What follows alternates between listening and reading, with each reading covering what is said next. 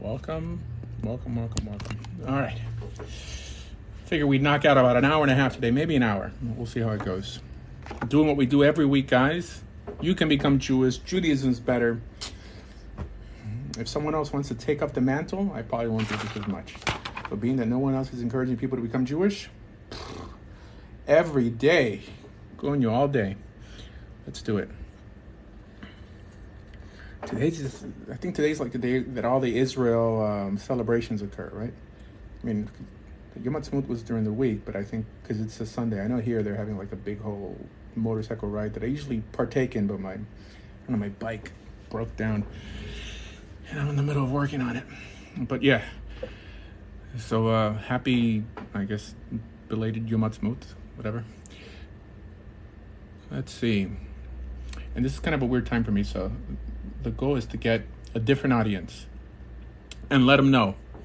With all the hatred I get from a lot of you dummies, there's people are going to become Jewish either way. They're either going to become Jewish under the auspices of what the silly rabbis teach, or what this silly rabbi teaches. That's it. Can you share a Jewish message? A Jewish message, huh? What does that even mean? Most people know already. Most people already want to become Jewish. They just think like, damn, my only option is Islam. The only universal belief system, that's what they teach. Judaism is actually the original universal monotheistic belief system. So this is why they convert to Islam and not become Jewish. But guys, look, you could do it. Boom. Thoughts on, what? Kaibalion?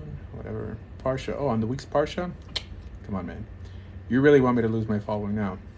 Talking the Parsha. Any Parsha you want. Any Parsha.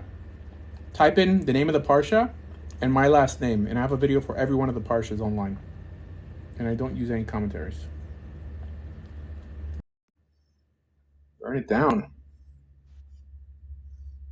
Hey, how you doing today? Hi, how are you, sir? Good. You're saying Judaism is better. Better than what? What are you comparing it to? What are you bringing to the table? I believe in Jesus. I believe Jesus is God Almighty that came down and walked this earth. So better than that. And he went back up. Huh? So better than Christianity.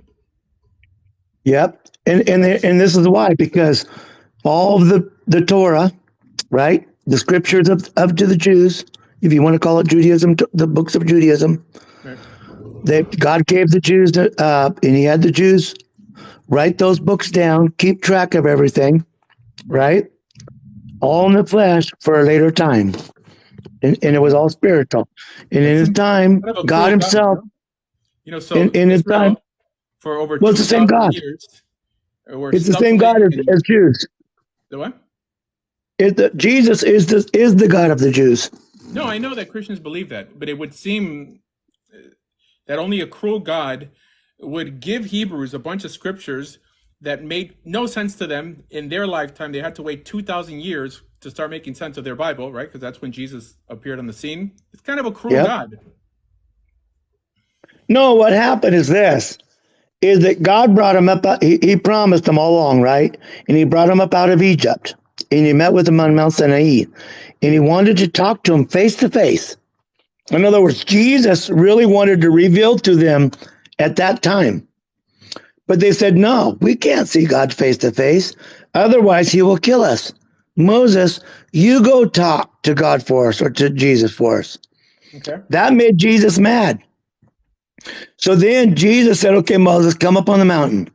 And then Jesus punished the people for refusing to accept him as God. And he gave him the Ten Commandments, of course, and all those rituals, because all those rituals were still going to be a future fulfillment of who Jesus is. And they had to endure that. That whole generation died in the desert, right? Now the difference. And then they went into the promised land. And eventually, of course, Jesus came. The true God came. So my issue with that is that it says nothing about that in the Jewish Bible. It doesn't say that they were talking to Jesus on Mount Sinai. It doesn't say that Jesus got upset. What? So the golden calf was against Jesus or the God of Israel? No, I'm talking about before the golden calf. Huh? Yeah, right before the golden calf, the first thing that happened is that God, right? I'm saying Jesus because Jesus is God, but Jesus wanted to be face to face with his people. Yeah. But they rejected that, and they said, "No, Moses, you go talk to Jesus for us, and then just tell us what he says, and then we will obey." Well, when Moses went up there, it was Moses that carved out the rocks, right? Yeah. And so everything became symbolic, because even the Book of Enoch says that the writing of letters is from fallen angels, right? Well, I don't believe And the reason is because everything is written about God in the Torah and Tanakh, but it was all symbolism. So now we have to understand it's supposed to be all converted to spirit, to God himself. Okay. And that's where man has the difficulty doing that until God came. Hold on. You have to talk to me with a book that we have in common. My Bible doesn't say any of that. You could fill in Jesus with Muhammad, Joseph Smith, and say, like, you know what, on Mount Sinai, Joseph Smith punished the Jewish people because they wouldn't recognize him as God. It would be your word against mine. How would a good God punish Israel for not accepting your rendition of the story when it's not literally there? Okay. So, well, in the Tanakh, the word they use for God, right? The name of God is YHWH. Right? And everybody's trying to figure out the pronunciation of that word. But those 4 letters actually mean, right? In the old Paleo Hebrew, they actually mean, behold the hand, behold the nail. No, it doesn't. You're talking about images, but that right. Nowhere does it mention nail. Only, and that, by the way, the Hebrews weren't the only ones to use the Paleo Hebrew alphabet. It was cultural back then. I know. I'm just saying that YHWH though. So that's not what it means. That's the symbolism that Christianity have placed on what they saw on TBN or the History Channel that even told them what Paleo Hebrew was. It's still hard to assume that a good God is going to punish Israel because they don't agree with your interpretation of not just the Bible, but Jewish history, right? Only a cruel God would do that. Well, God specifically told us that he would either bless us or curse us on whether we keep commandments or do not keep commandments. Now, you guys have tossed away the commandments. So for some reason, God rewards you for tossing away the commandments, but still punishes us for not keeping the commandments. But you feel that you found a loophole by believing in Jesus that doesn't literally appear in our Bible. I'm not saying you're wrong, but you would have to contend to our different interpretation of what's actually there. And we've been believing this longer. The Jews have been believing this longer than Christians have. So you are the new guys on the block. Clearly, what's new has to do away with what's old to solidify its existence. So just like Muslims make fun of Christians, Christians feel like they're the fulfillment of the Old Testament. But who did Jews appropriate? Where did we get our ethics? Well, Christians got it from Jews, Muslims got it from Christians, and we got it from God.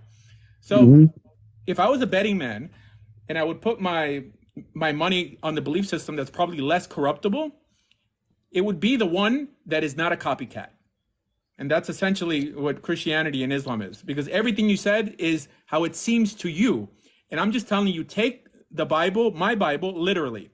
And if you take it literally, you would be keeping the Sabbath today. You wouldn't be eating pork. You'd be loving your neighbor as yourself. You'd be keeping every commandment that God told you to keep in order to be considered special to him. Right. But you don't. But I take it spiritual and I believe that that's all started with Jesus, right? Jesus destroyed the sacrifices because he became the sacrifice, and it all turned spiritual. He's the Lamb. He is our Sabbath. Only according to Christianity. Only according to Christianity, not our Bible. You have to speak our language. No, I know. That's what I'm trying to show. I'm trying to show you where it says that in your Bible. In your Bible. No. You never read our Bible, dude. Our Bible is. Well, I was going to read a verse. I was going to read a verse here for you. Okay. The New Testament is not the Bible. I'm not reading the New Testament. Wait. Just let him talk. I mean, it's not that type of show that we're trying to shut him down. I just want him. Yeah, but the Jews believe in the Baal Peh. They have a different Torah. They don't. But that's wrong. They have a Gemara and they have Zohar. Don't be ashamed of your religion, brother. No, I'm not ashamed of my religion, but I'm just here to judge my God. Speak the truth. I just want to say that brother asked about the pronunciation of the true living God. We have got Abba Yahweh. Hold it, brother. We didn't actually ask about that. God Yahweh. Jews are not allowed to say the name of guys. All right, hold on. I mean, I value the discussion with this Christian guy so much that I'm just going to let people off for a little bit. Okay? I mean, if everyone lets me do it. So, listen. Okay? Everything you showed me are foreshadowings. Something you read in my Bible that you give a mystical interpretation to justify what you believe in. However, there's literal text. In Judaism, we call it pashat, what's literally there.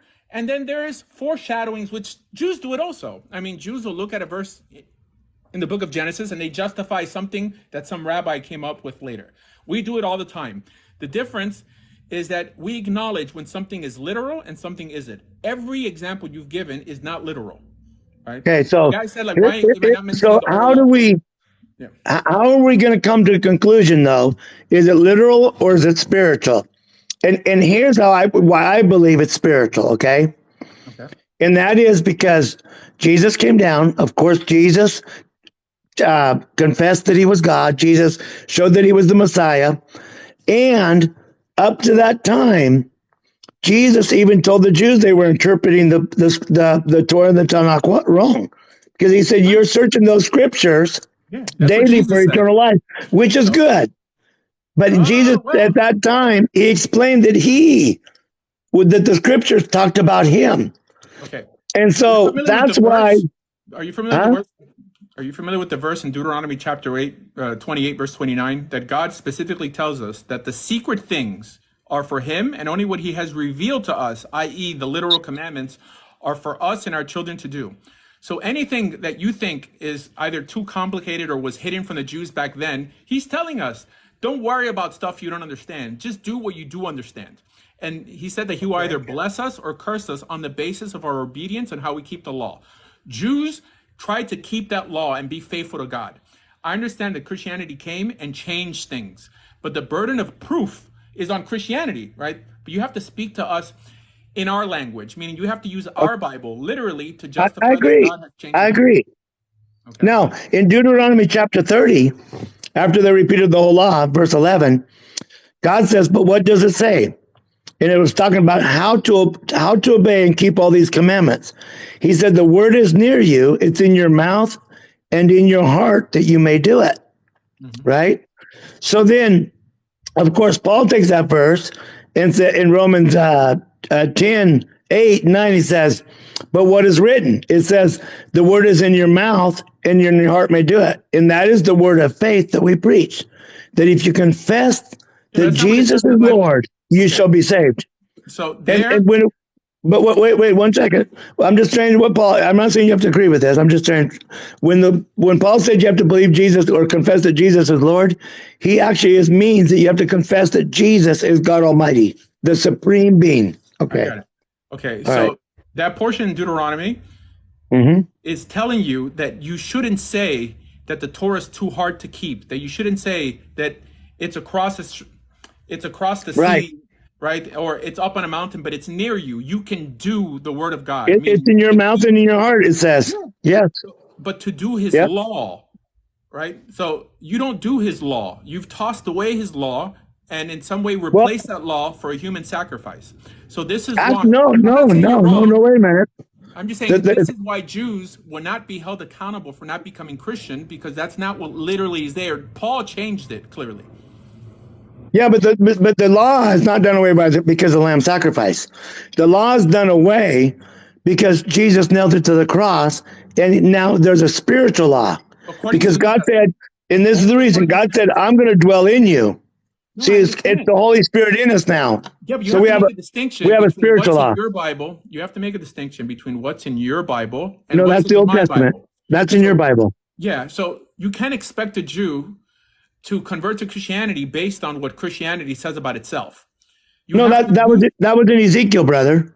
Ezekiel 36, 25 and 26. God says, I'm going to remove the heart of stone.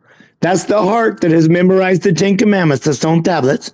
Okay. I'm going to remove the heart of stone, and I'm going to replace it with a heart of flesh, talking about the flesh of Jesus. Oh, okay. Right? The body of Jesus. So that's not... Okay, wait, hold on. I mean, you inserted the part that it's talking about this. We know Ezekiel is talking to Israel when they were in Babylon, saying that the time's going to come when you're going to be redeemed. This is way Okay. before Jesus.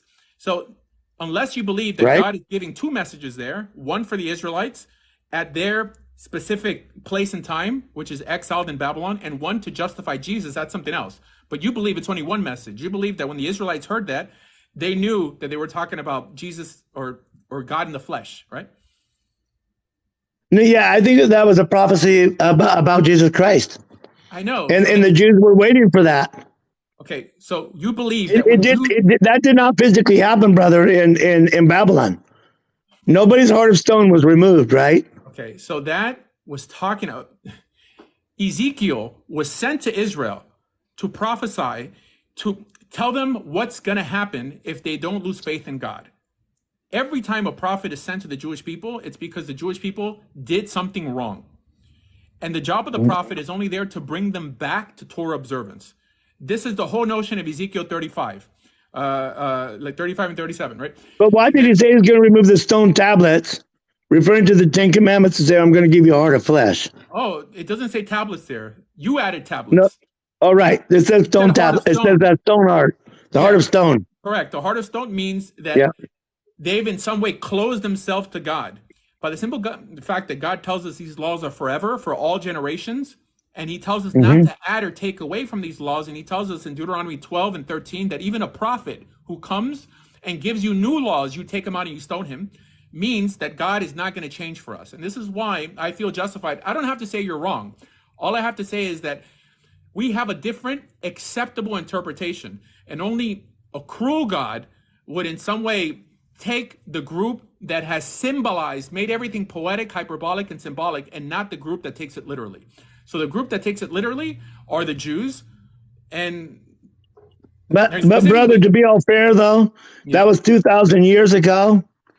And now the gospel has been preached. Many Jews, of course, converted to the faith. Not many. Because the salvation started with the Jews first and then to the Gentiles. And many have come to the faith, many still have. And so now to go back, and maybe your parents are even Christians. I have no idea who's in your family. Yeah, no, my parents are Christians. And most Jews didn't keep doing the Jewish customs. They moved away from Israel, or they were kicked out. They didn't rebuild the temple. They haven't even tried to rebuild the temple. They're not even trying to do the sacrifices a little bit, even if it's outside the temple. So they're actually not even trying to obey the law at all.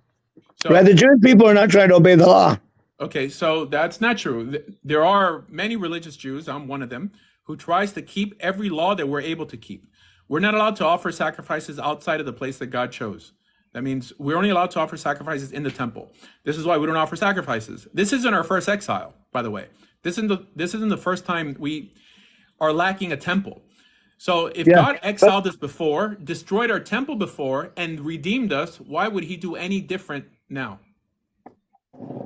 Yeah, hey, and I'm going to tell you this. I'm actually keeping the law perfect. I'm keeping the law perfect right now, but I'm doing it by believing in Jesus Christ. I know. I'm wearing the tzitzis. I'm keeping the perfect Sabbath. I'm doing I'm doing the bull sacrifices, the lamb sacrifices. Rabbi, may I make a comment? Yeah, go ahead. Make a comment? Okay. Yes. What this gentleman does not understand is that the Torah is the Bible, not the Old Testament, not the New Testament, to the Jews. And in the Torah, God understands that we are fallible. That is why, for example, he commands us to love him, because he knows that we question him, which is actually what Israel means, to struggle with God. God knows we are not perfect. So for us to say that we follow every single law perfectly, God knows, is a lie. And that's why we have certain provisions to sort of cleanse our bodies from those failures that God knows as humans we will make.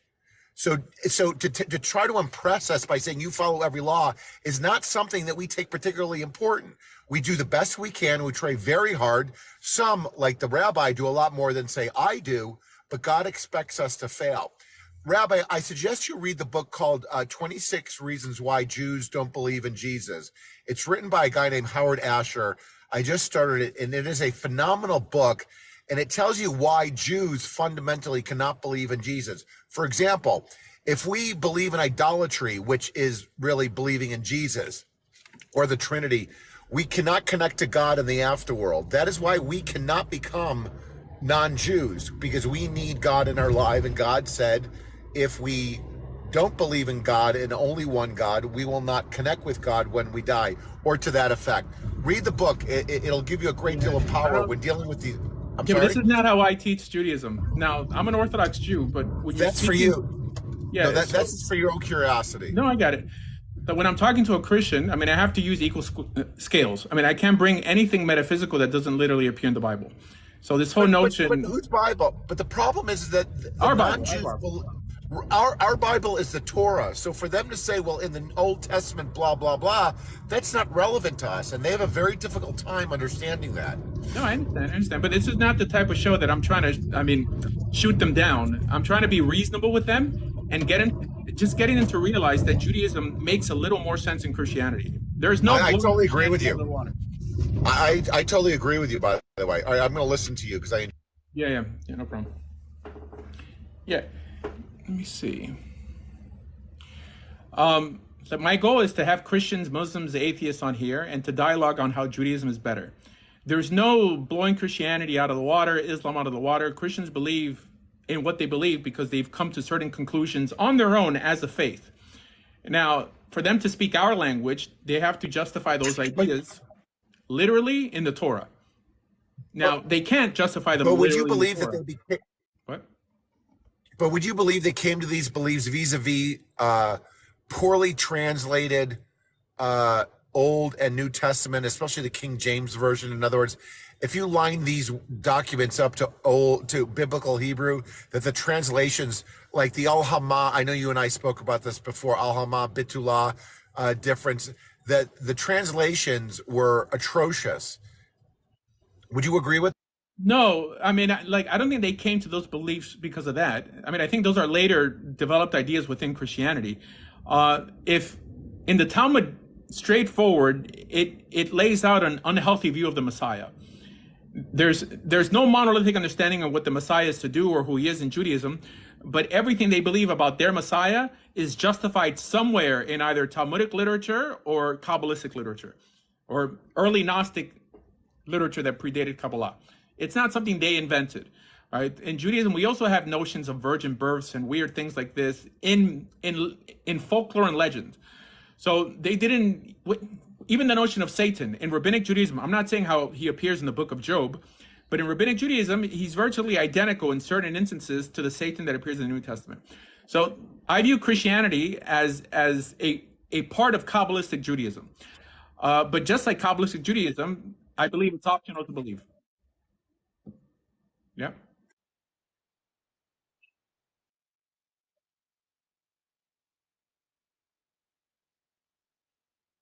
No. Only according to the book of Job. But the rabbis have many different understandings of Satan. There's many tales that has Satan fighting against God. We have demons in Judaism. What's a demon? A servant of God? No. Shadim, the notion of a dibuk. People typically, when they teach Judaism, will teach a very literal, non-rabbinic style of Judaism. I'm a rabbinic Jew, but I make a distinction between what's made up, folklore and legend, and what literally appears in the Bible. Now, Satan doesn't even appear in the Torah. Right? The snake is a lot of things don't appear in the Torah. It was, it's sort of like the guideline, and then you had to get into sort of the oral Torah, which sort of filled in a lot of the blanks. But yes. Yeah, so the oral Torah is also fully man-made from my perspective, and I believe we have to keep the oral Torah because Deuteronomy chapter 17 tells us to listen to the rulings of the court. But anything metaphysical that doesn't appear literally in the Torah is essentially disposable. Anything metaphysical. The rabbis had the authority to judge on legal issues and how do we keep Shabbat, how do we keep Yom Kippur, but not on anything metaphysical. Although they that are metaphysically inclined in the Talmud, but those are optional to believe. And a rabbi will say, we hold by this medrash, we don't hold by that medrash, right? It shows that it's not, a given that any folklore and legend, every tale or every legend is mandatory to believe. To be believed in Judaism. Of course. Well, listen, I have to go. Shavua Tov. God bless Israel, and we'll talk soon. All right, Shavua Tov. there was someone else who came on before while the Christian guy was talking and trying to discuss Judaism in the way they discuss it in his Israel-Palestine groups that I think are silly and are horrible representations of what Judaism teaches. They just try to shut them down and say, don't tell us what our Bible says. No, the burden is on us to explain it to them, okay? That's what we have to do. We should never tell a Christian, you don't understand what our Bible says. You have to explain it literally what it says. And if you could only explain it by bringing in the oral law, then you've already lost because they don't believe in the oral law. It's equivalent to them using the New Testament to drive home their point. Which, again, I constantly say, you have to use a source we both agree on. That's it. And that's how you're going to win people over. The goal with this show is to encourage people to consider dropping their belief system and becoming Jewish. That's the goal. And you're not going to do it by shutting people off and just, calling them names and worse, using the oral law to in some way convince them that we're right. They don't believe in the oral law. What's the point? It's like quoting the Talmud. We only have to use Torah and in his case, Tanakh. All right. Yeah, show it in your lifestyle. How are you going to interpret a verse by your lifestyle? We're talking about interpreting scripture here. That's it. Peshat is king. The literal interpretation is the only interpretation. That's it. Someone says Judaism is not better because they don't believe in Christ and the Messiah. Again, you're speaking to me from a Christian perspective. You have to use our Bible. You have to assume that we're on trial. God's the judge. And he inspired the same verses we're using. Does he want us to use the literal interpretation, or does he want every person to put their own little mystical spin and on top of that kick people out of their places of worship just because they happen to disagree with their interpretation? Clearly he wants the literal interpretation. The literal interpretation is the only interpretation for God to judge you by. Someone says, Rabbi, have you heard of Michael Rood? He's been doing a lot of connective Judaism and Christianity. Well, he's a Christian. And Michael Rood is essentially a Christian. Yes, but I've heard of him. We don't have nothing to do. Fine.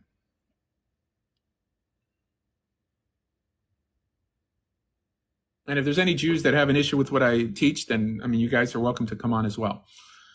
But yes, my goal here is to educate people with what the Bible literally says. If you ask the average Christian to justify his belief system, 9 out of 10 times he's going to point to hard to understand verses in the prophets. And in some way give you an interpretation that's not literally there. And for some reason, it's enough for most people. It shouldn't be enough. Where did I go last night? Well, you didn't let me up. Yes, I figure you wanted a peaceful night. I'm talking to Renzi. You know what? Here, let me see.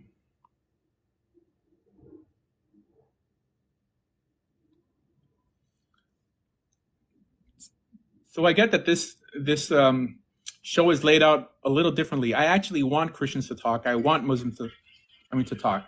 And there's no, again, blowing them out of the water. A Jew is not going to destroy Christianity by yelling at it, okay? It's not going to happen. You have to take every one of their concerns, their verses seriously with patience, kindness, and love. That's it. And then at the end, all you have to do is show that it could be read in a different way to get them to acknowledge that they're part of a new system. That if you're able to understand a verse clearer, if you read it from a literal perspective, why would God punish you because you didn't accept some other guy's mystical interpretation to it? Clearly, if it's not literal, okay, it's essentially disposable. Welcome, Renzi. Yeah, I went on your live yesterday, and I saw you. I wanted you to answer some people's questions. So, I figure if your audience tolerates Andrea over me, and it's so interesting. There's rabbis, obviously don't tolerate her. Have you read the comment? There's rabbis on TikTok that are transgendered with purple hair and saying the weirdest things, and everyone treats them nice. Now, I think I'm pretty traditionally frum. And all I say is you know what? Let's sort of, let people know that they're welcome to join us if they want, right? And everybody crucifies me over nothing. It's so stupid. It doesn't make any sense. Well, that's why I let you on last night. So, you just have to talk to them more because I think you convinced a few people on Friday. Yeah, I let you and Hebrew Hammer do the talking. I mean, because I think honestly that you guys are the smartest people in that whole bunch, you know. And it's nothing, you know. It's nothing to be proud of because it's not like it. I mean, to be a genius amongst idiots. I mean, yes, you're extremely smart, you know, but the vast majority of people. I mean, I don't consider myself smart. I just take it for what it is. I mean, a lot of people are just going off of what they've heard and like taking little sentences that they've heard from other people. You know, like saying, "Oh, he brings Christian values." I'm like, well, I've never heard that, so I convert them with I don't holy know. water. You say we don't splash holy water on people. Like, what are you talking about? Like, it's you know. I'll tell you something. The bulk of the hatred on Israel, the bulk of it is brought on by Israel. Anyone who heard the disdain that Jews have towards Muslims and Christians, and at the same time don't want to help them to do better, would have come to hate the Jews that night. And it's true. I mean, Jews just don't say it in front of Gentiles, but we have to be honest. Okay, that behavior is so it's so stupid, and it's so. I mean,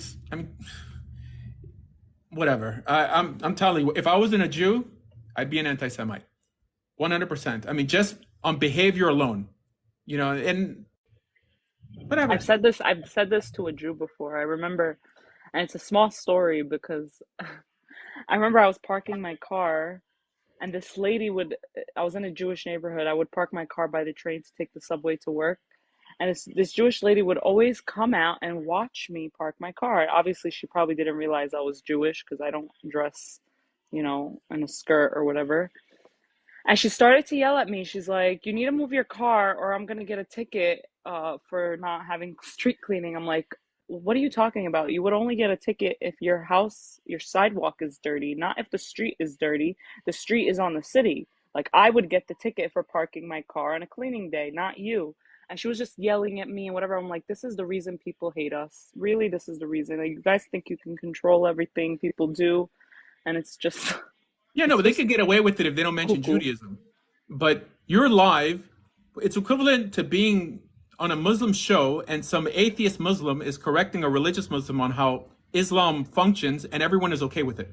It's like, I don't know anything about Judaism, but I've seen a rabbi before and you're not a rabbi and he's not Jewish. He's not. These people aren't even religious. I mean, who are they? People only tolerate this by Jews, you know, because they have, you know, I don't want to speak Lashon Hara on the Jewish people, but I'm just disappointed. Fine. Yeah, they got whatever. Fine. Well, that's why I wanted you to come up yesterday. They were discussing something. Yeah, heaven and hell and this and that. You know, Andrea is just a hater. I mean, have you seen the videos that she put online, like about me? I mean, she's got like 6 videos against me. Here. I mean, I don't sit there. Andrea's a non-factor to me. Just type in Andrea. She's not somebody to tell people. Yeah, I know, but it's just, you know, like when they, trust me, like people hate me more than they hate her. And she says the weirdest freaking things. Not that I care to be liked. I mean, I wouldn't be doing this show. I mean, if I cared about being liked. Well, whatever. I mean, Gentiles like me more than most Jews do. But, so Dennis Prager also. Yeah. I show them to. He's loved by the Christian I made a video on YouTube before about Rabbi Asher, and then I deleted it because I kind of made up with Rabbi Asher, and I didn't want a bad video about him online since we became friends again, but I'm not going to make up with him again. And I think it's important that I warn converts about Rabbi Asher, potential converts. This is 2 years ago. Because I have experience with this, and I know Rabbi Asher pretty well. I've gone to tons of his classes, tons of his Zooms. I was in his Converts WhatsApp group. And also, I have a very well-recognized conversion, so I really think I'm really apt to advise people on this. So I want to tell people there's several issues with Rabbi Asher. First of all, his conversions are not accepted by Hey, what's up, Rob? Anybody who's Orthodox. How would she know that, first of all? I mean, how would she even know? And I don't even... Wait, that was Andrea? Yeah, this is freaking Andrea. Yo, she had got on a live yesterday and she was trying to say, no one takes Rabbi Asher serious. There's nobody that takes his conversion serious. No rabbi would blah, blah, blah, his conversion. I mean, how would she know? I mean, she's not from, by the way. All right. I mean, not that I care, but she makes it sound like she's like, I Cleopatra told here. her that I was like, and I don't know if you heard, but on Friday, like Alibaba came up after, and he basically shut them all down, like Right. What I'm simply. saying is But I like told them, I was concepts like, you guys, manifest in the none of you being on physical TikTok world. on Shabbat right now have any say on who's Jewish and who's not. Even if I was Orthodox, and even I don't judge people on who's Jewish and who's not. This is between them and God, and that's it. Like, you guys sound ridiculous telling people who's Jewish and who's not. Ridiculous. Yeah. Well, anyways, yeah. No, Andrea's nutty, and she doesn't even blink. I mean, if you look at her eyes, They were gonna log off once I was about to read them what the actual halacha conversion was. They're like, all right, everybody, we gotta go. they don't know. Again, I don't think I'm the smartest guy in the world, but regarding religion, I don't have an agenda. I mean, I wasn't born this religion. I became it. I mean, I didn't join Judaism like to join a gang. Okay, and I was a gang member when I was a kid. I know what like ride or die is, and I'm not ride or die in Judaism. If Jews do something stupid, I'm going to call it out, or then no one's going to take me seriously, because all you do is build resentment. And that's what I'd say all the time. Like, what is so different? Like, I remember growing up, our rabbis used to say the same thing. Like, I had teachers who were rabbis, and they would tell us the same thing. What makes you Jewish if you're not keeping halakha? Period. Like, it's okay for a rabbi to say it, but then when they hear someone else say it, It's because I'm a convert. Trust me. but If that's my what I'm last name saying. was Like, it just doesn't make sense. Like, I've been hearing this even my own father will sit there and tell me, you're acting reform right now if I'm not keeping Shabbat. look, if you're not Jewish, it doesn't mean that you're a bad person, right? I mean, yes, you're halakhically Jewish, but there's a lot of decent people who are atheist. That's not the claim, but if you don't keep Torah, you're going to be fueled to say that you belong to an ethno religion because it frees you from responsibility. Yes, there's an ethnic component to the Jewish people. We're not denying that, but it's not an ethno religion, right? I mean, clearly it's dependent. I mean, religion has to do with God. If you don't really act like you believe in God, why are you so proud about being Jewish? Unless you view Jewish as a race, and like you're as proud as any white supremacist is proud of being white, which is not any. I think this ideology is only in Israel, honestly. No, I mean, there's atheistical Jews who are adamant that they want their children to marry other Jews. Why? Because their Jewishness is ethnic and like somewhat racial, and it's not really based off of Torah. And also, it is based off of their values because most Jews want, Jews, like for as diverse as they think they think the same on many issues. Like irreligious Jews, like for the most part, agree that they all hate Trump and they're all pro-abortion and they're pro-trans and they're pro everything that I think it's the antithesis of Torah, right? I mean, it's not that they're bringing nuance to this world, okay? And Orthodox Jews also like somewhat think the same. The idea is that to be proud of just having a Jewish mother is stupid. I mean, it's like being proud of being white. No, you're proud of things you can share, like things you've earned, not just like proud to you're black because you happen to. What does that mean? It's like I'm proud that I'm tall.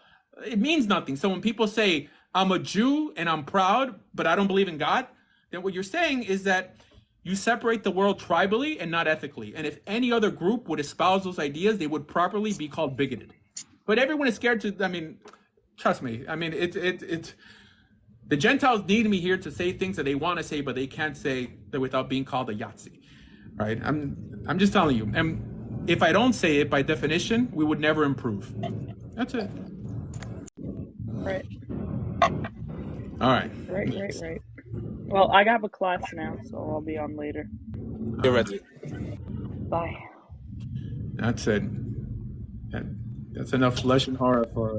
I mean, it's not Lashon Hara, by the way. I mean, it's not by the standards of Lashon Hara. There are standards that I don't even believe in the term Lashon Hara. I mean, the word is the Rama doesn't use that word. He uses the word rachilut, which means gossip. But Lashon Hara is the Chafetz Chaim's contribution, which I think hurt the Jewish people. This is why there's kids who get molested and they can't tell anyone because it's Lashon Hara. It's stupid. All right. What's the topic of the day, Asher? I don't know, man. This is like Seinfeld. It's a show about nothing, essentially. It's what you guys make it.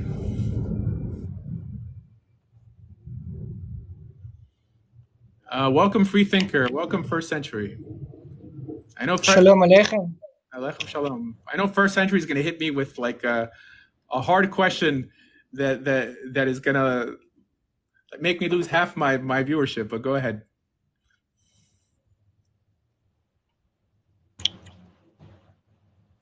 Can I ask something? I was reading the Torah and it says Yispechu Shedim. They give a sacrifice to Shedim. But why is it that the word Shedim is translated as demon in the English language, while according to some other rabbis, it can also mean something else? So according to the Peshat, what Shedim means foreign gods. According to the rabbis, Shedim means demons. In the Torah, okay, a shade is a foreign god where there's no notion of demons in the Torah. But the more nuanced term, they translate it as Shadim. In the Talmud, Shadim means demons. You know, they have chicken feet and all this stuff that's kind of silly to even imagine. Because when you see the letters, you know, Shin, Dalet, Yud, Mem, you can read it as Shedim, but in other pronunciation, for example, for the same word, it can also mean something else, like Shadaim. It has another meaning. Yeah. So maybe in the past, because Hebrew is a simple language, maybe they don't have much vocabularies. Maybe that's why they use the word Shedim. Yeah, definitely. Because when you use like idols, they have the word for it, like Elil, Elilim, but it's using Shedim, not Elilim. Yeah, no, that's a good point. In terms of what Torah means to you, that we're limited to how we translate certain words, you know, and even the rabbis say, I mean, they call Greek the beautiful language because it's so expressive. There's like 10 words, you know, for like 10 meanings to different words, while Hebrew is more concise. So, I mean, we're lost. That's what commentators bring to the table. That's what makes a lot of commentators necessary. Like they'll tell you what certain animals were, because we don't know like if these animals even exist. But it's interesting. Yeah. Definitely. If Hashem is the Almighty, or what in Hebrew it says El Shaddai, it means the one who gives you your needs, right? So how is it Shaddai, that I think? How is it? What? So Shaddai, the most accepted interpretation of Shaddai is, I mean, some say, I mean, the Reform in particular, whether this expresses the feminine aspect of God in the Torah, because it's in the feminine. In Hebrew, like if you like, yeah, it can be read that way, right? Like you say, like, look at her Shaddai. I understand. Yeah, so Shaddai means. I understand it. But yeah. So this is the interesting part about when we are talking about the creator of the universe or the world. If someone prays to Hashem and he will give you all your parnasa, your needs, your health and everything, how is it possible that when someone prays to Shedim, I don't know what they seek, do they seek power or do they seek the blessings or what do they seek? How is it possible that another entity can give such facility? I don't know. There's different. So the Rambam teaches that any instance of other gods are I mean, it's a form of deceit, and any type of magic, any type of force is just it's just tricks. That there are no other gods, because the Torah doesn't necessarily say there aren't other gods. It's just saying don't worship these other gods. Now, I'm convinced that there are no other gods, but if someone took the Torah literally, it could, you know, I mean, you could come to the conclusion that, well, I guess then like you'd have to in some way acknowledge the notion of demons, because a demon is a metaphysical being that has free will, but it's not subservient to God. While an angel is the same thing with one who is subservient to God. But the Rambam disagrees with that because he says angels don't have free will. So who knows? I don't know. Rav, there's a guy in the chat saying that he sent you a request if you could pick him up. Oh, he's been. How are you guys? Hi, how's it going? You are a Jew, yeah? I tried to be. Okay, you can tell me what is Judaism? Judaism? Yeah, Judaism. My English is bad, sorry. Where are you from? I'm from Afghanistan. Oh, very nice. But Okay. I speak German. Do you can speak German? No. Unfortunately, my wife could. Russian, German. Okay, fine. So Yeah. it's the religion of the Israelites. Yeah. That's what Judaism is. That means the religion of Musa. He was an Israelite in a covenant with God. Anyone who feels bound or connected to keeping God's commandments, that's what we consider a Jewish person. We don't believe in Muhammad, and we don't typically believe in Jesus. We don't believe in the New Testament, and we don't believe in the Quran. We believe in the Torah. The Torah, yes. There's something interesting. I once had a rabbi who has a student from Afghanistan, and she was from the tribe of Pashtun. And no, it seems that they are the tribes of Israel. Yeah, but they're Muslim though. In Kabul? No, they are not Muslim, because I have a friend from Afghanistan. From Afghanistan. And she was from the tribe of Pashtun. She denied everything about Islam. No. But that's one tribe. Oh, I don't know Most about Pashtuns are Muslim. They keep something called Pathanwali. That isn't possible because of if you are a Jew in Afghanistan, you get killed. But they don't say that they are Jewish, but they acknowledge that they are descendants of Israel. So, okay, yeah. Yeah, but they're Muslim. I mean, they practice Islam. No, not all. Not all. They have a tradition. Well, as far as I know, all of them do. I mean, I've read many articles written on this that they claim a descendant of one of the tribes, but they're still full Muslims. I mean, I'm just like, okay, they are Muslim and they keep their own little traditional piece of Islam called Pathanwali, which has like slight variations in the law. But yeah. Yeah, what's one question? Which God do you guys believe? In the God of the Torah. Yeah, the God that appears in the Torah. What is the God? Have you a body? No. Okay, that's good. We believe in Tawheed also. Okay, and wait.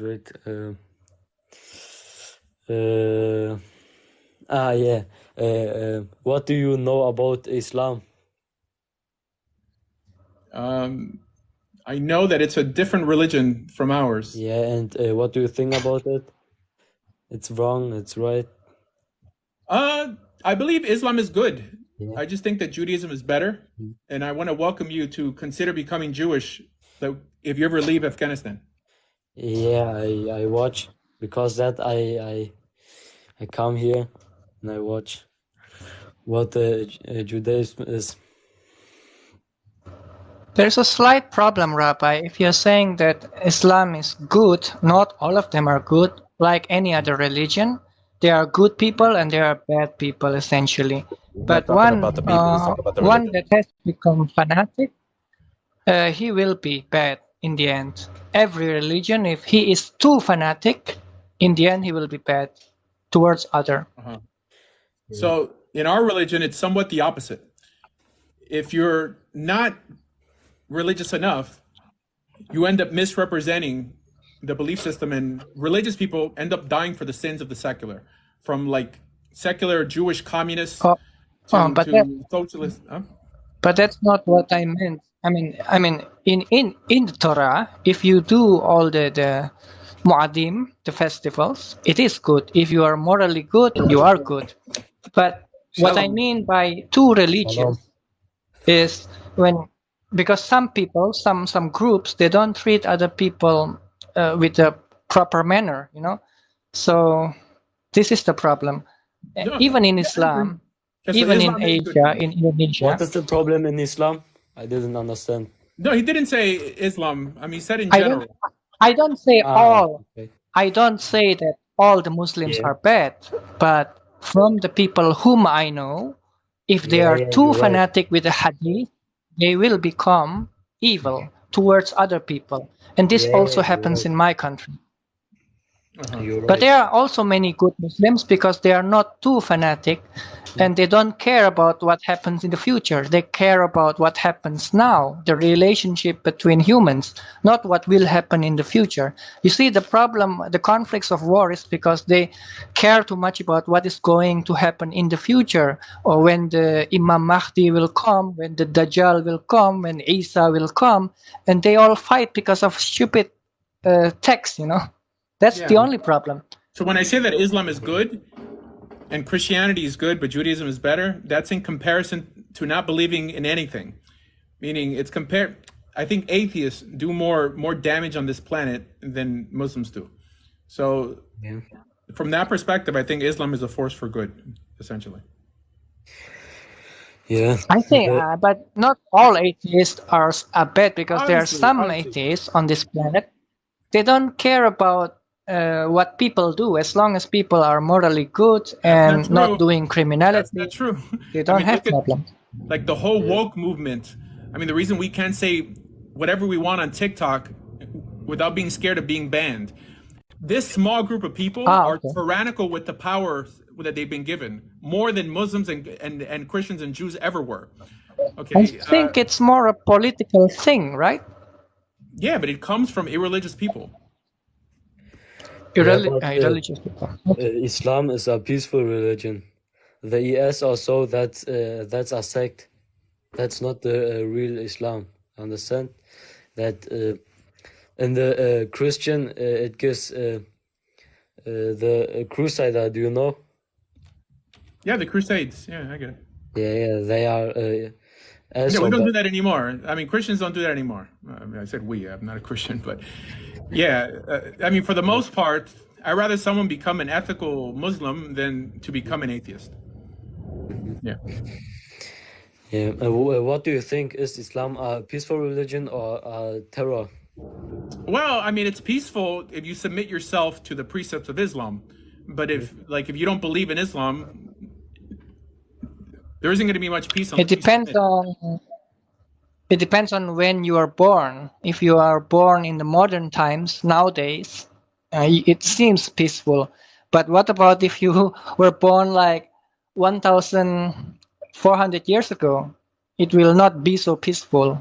In the times of the Caliphate, in the Khilafah, it's not so peaceful in that times. Oh no, because they have many wars, family wars. All right, guys. So let's keep going. Let's kind of get off a different topic. All right. So Buick Nozu, you always have good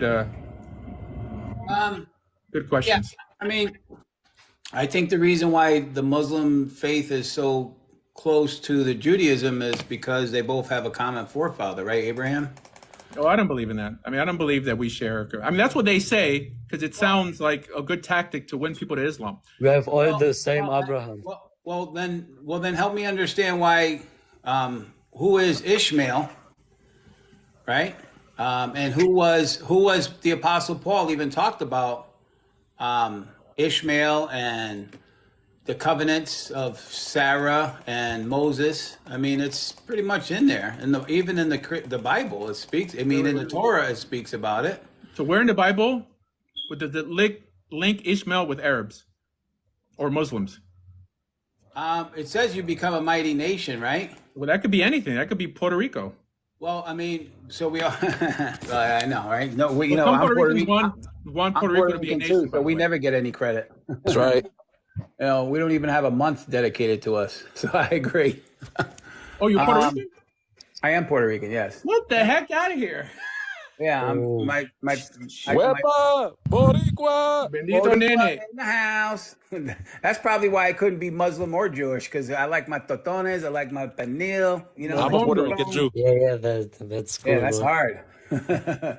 But Rabbi, can I ask, I do think they're very in the similar. Jewish perspective, Wow. in a Jewish perspective, Abraham Avinu, was doing Shabbat. How would you explain something like this to other nations? Where does it say he was doing Shabbat? Not in the Torah, but according to the Jewish people, Now we don't try to mainstream, justify. Abraham. So we don't try to justify folklore and legend to people who aren't Jewish because they don't believe in it. We have to use Bible parts of the But Bible make sense. it says in the Torah that Abraham Avinu received the Torah. We know that it is the Torah Shebe'al Peh, but when No, it we doesn't say say that. that, No, it Wait, doesn't wait, say wait. of that. course, others Hold on, don't it doesn't believe. say that. I don't Okay. remember him receiving the Torah. It says, Oh, no, okay, hold on. Ekef Asher. Hold on. It says in the Torah. It says that he kept my Torot, meaning my instructions. Yes, Torah. Right? But that doesn't mean that he had the whole Torah before it was given. Instruction, God Not the gave whole Abraham Torah. instructions, no? Not the whole circumcise Torah, yourself, but it is understood as the oral Torah, Torah Shebe'al Peh. Otherwise, how will you know how to do circumcision and other things? Circumcision, and every rabbi will agree with this, was different after Moshe Rabbeinu than in the time of Abraham, because they added an extra step to it. Now, it could be cultural. I mean, it says, Paul Johnson writes this in the History of the Jews, that the Egyptians also had circumcision, and they also didn't eat fish that didn't have fins and scales. Only because certain ideas are cultural, like the idea, how did Noah know a clean animal from an unclean animal? Culture. Back then, they had a certain, their societies were in some way linked on how they related to their gods. Absolutely. But to say that that's a proof that Abraham not only had the Torah, but he also had the oral law, I don't see you convincing Christians of that. Yeah, I think that Bible in the Torah, when it talks about Abraham abiding by God's law, or the Torah, meaning that when he was asked to leave and go into the wilderness, that was obedience. When he was asked to give up Isaac, that was a form of obedience. So, and he knew that his father worshipped, pagan gods. One of them predominant was the god of sin, right? Literally the false god of sin, and he didn't worship it. So that was a form of, like what the brother is saying, the host is saying, that's a form of following the Torah, but he didn't receive, from my understanding as well, I don't remember him receiving the whole Torah. I know the tithing may have started and I'll finish up, in a metaphor or in a stance of him offering the 10th. I know that may have symbolized the eventuality of being tithing, but it wasn't called tithing. Is that correct? I don't think he said, well, I'm a tithe right now to Melchizedek. I don't think he called it that. I think he just gave him a 10th, maybe foreshadowing tithing. So there's many things that the patriarchs did that was contrary to the Torah. For example, like marrying sisters is contrary to the Torah. So how did they have the Torah and not know that that was a prohibition? That's right. Also, apart from eating... Thank goodness, my sisters are ugly. All right, that's inappropriate. It's inappropriate. Don't say that. Never one is ugly. It was a joke. Wait, I got good-looking cousins, though. I have a question. You know what I'm saying, Primo? Is Abraham a prophet too of the Judaism? So that's a good question. And my answer is no. The reason he's not is because a prophet, here, just like the word priest, the word Cohen means something different before the Torah was given than after, right? Because we had the Kohanim of Baal, right? Jethro is also known as a Cohen, but the priesthood of the sons of Aaron is different than the priesthood of the nations. Mm-hmm. So the early understandings of what a prophet was, then yes, Abraham was that. It calls him a prophet, as someone who's a mouthpiece for God. However, after the Torah was given, there's certain regulations for who we call a prophet. A prophet can't tell you anything new that contradicts the Torah.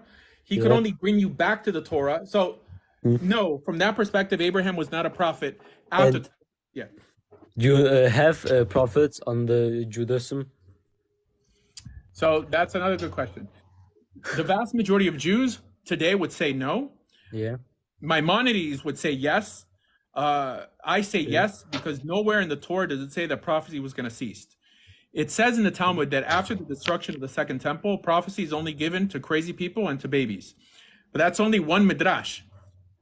I mean, if God didn't say prophecy was going to cease in the Torah, why should we assume that a rabbi could come to the conclusion that we don't have prophets anymore?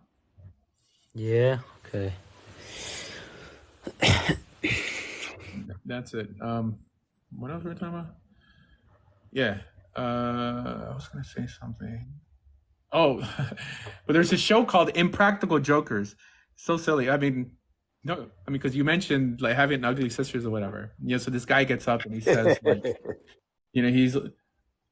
where they ask him, like, what's the weirdest thing that happened to you in some sort of AA meeting? And he's like, oh, once I accidentally sent like a nude pic to my sister, and then everyone started freaking out. And then he's like, well, what's messed up is that she sent one back or something like that. It was so freaking twisted.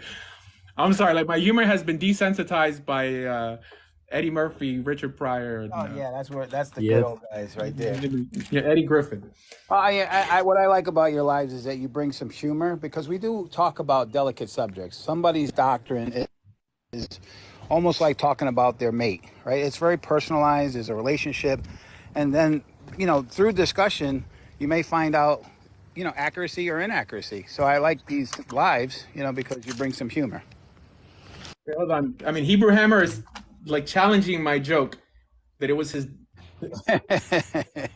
I'm gonna find it. Wait, hold on. No, it wasn't his dad. It was his sister. Where is it? Anyways, yeah, continue, guys, while I find this flicker. So, what is the definition? I guess we have to find out what is the definition of it. Of a what? I bet what is it? In order to be a prophet, you have to. What is the definition of being a prophet? Oh, sinless. So, the Islamic response to that would be to bring further revelation. Yeah, messenger, and you have to be sinless. That's a definition of prophet. So that's an Islamic notion. But the Muslims believe that prophets don't sin. And this is why when they have a problem with our Torah that shows our prophets, what's that story of Jeremiah? Like Jeremiah was supposedly bald. And then there was some kids making fun of Jeremiah, and then he unleashed. Oh, that was Elijah. No, it was Elijah. They were saying, "Go bald head, go up bald head." Yeah, I think it was Elijah. Really? And Elijah unalived them. Or she-bear came out. Is that the one you're talking about? He brought the bears out. Yeah. The she-bears came out. Yeah, they were blasphemy. They were talking against God's anointed, which was Elijah. I don't think it was Elisha. I'm pretty sure it was Elijah. Yeah, it was Elisha.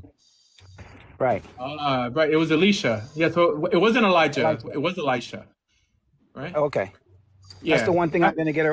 That's the one thing I'm going to get right. By the way, everything else I'll be inaccurate. In Hebrew, it sounds like a girl's name. It's a guy's name. Yeah. Was it Alicia? That's why they had to be over. That's why they had to be over masculine, right? Boy named Sue.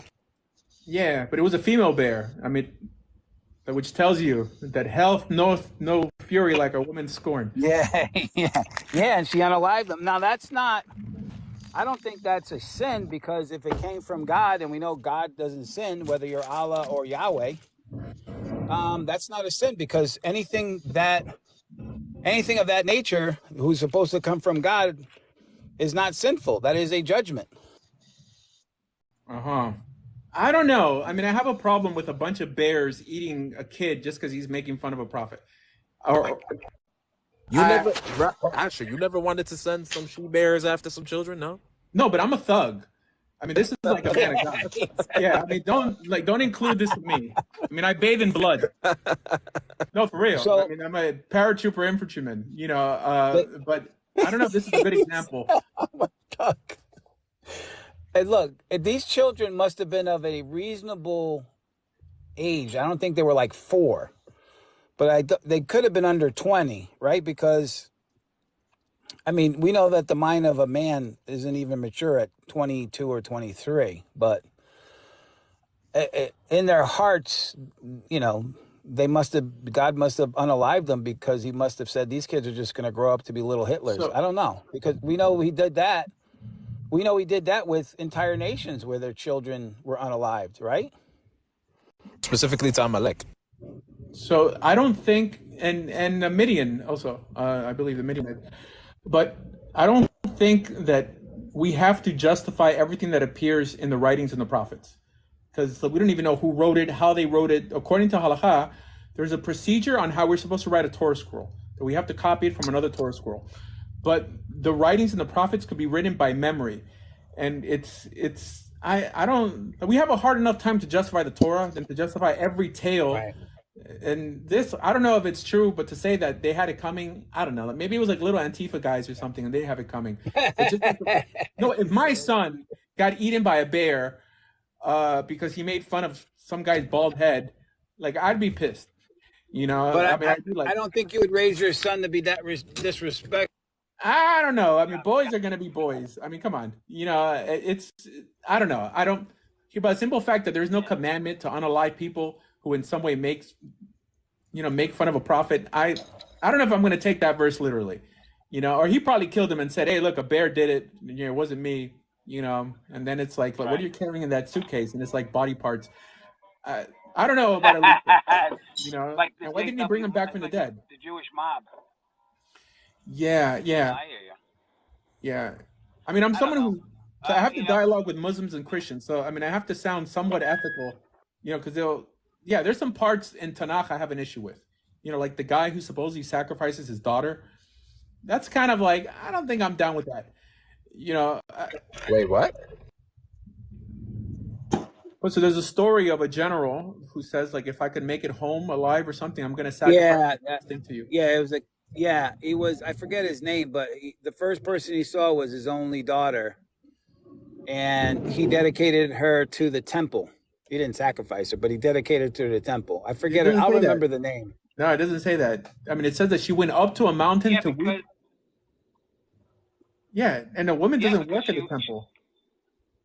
No, he dedicated her to the temple, not as a priest or a prophet, but I know her friends would visit her. I'll find the scripture, but her friends it's not there. I mean, I wish. Told her. Okay, I mean, I'm pretty sure it's not there. I mean, please find the verse, because it's left me like I was watching this. What? Yeah, find it. It's like the show on Netflix called Wayne. I love the show, and then it just sort of like cut off in the middle. I saw 10 episodes, and then they destroyed it. So like, I mean, I'm curious how that story ends. Welcome, Vincent. Well, hi, how you doing? One of my sisters isn't married. If we knew better, we would have dedicated her to a temple, because we knew she wasn't ever going to find somebody. Well, it's interesting. A woman being dedicated to a temple could be some justification for having nuns in like Catholicism, because I never heard that a woman could be dedicated to the temple in Judaism. The firstborn son. Oh, it was Jephthah's daughter. Wasn't it Jephthah's? His name was Jephthah. I just remembered that. Jephthah's daughter. So the general was Jephthah. All right. So find the verse. I mean, I'm curious. Hey, what's up, man? I'll find it. I'm just saying Jephthah, so in case somebody else can remember. So you guys live by the old laws? We try. Do you stone people today? No. You're not allowed to do that without a court. Yeah, we get stoned, though. If you know what I mean. You get stoned? That's what's up. No, I'm kidding. I don't get stoned. Although there's a lot of Israelis, nanachs. So when Moses took the guy woken on the Sabbath, only gathering sticks, and he stoned him to death. If you find someone woken on the Sabbath, are you going to stone them? No, because the Torah says. Wait, hold on. People in the street, like, they didn't walk around killing each other in Jewish life. You always had to take them to the court. And even in that instance, that individual was stoned for carrying wood, or like pieces of wood on Sabbath, he was taken in front of the elders, in front of the tent of meeting. So we're not allowed to put people to death without a court. And we have no jurisdiction outside of the land of Israel. No, so Moses talks to God. What? God told Moses to kill him. No. They bring him to Moses. You want to go to the verse?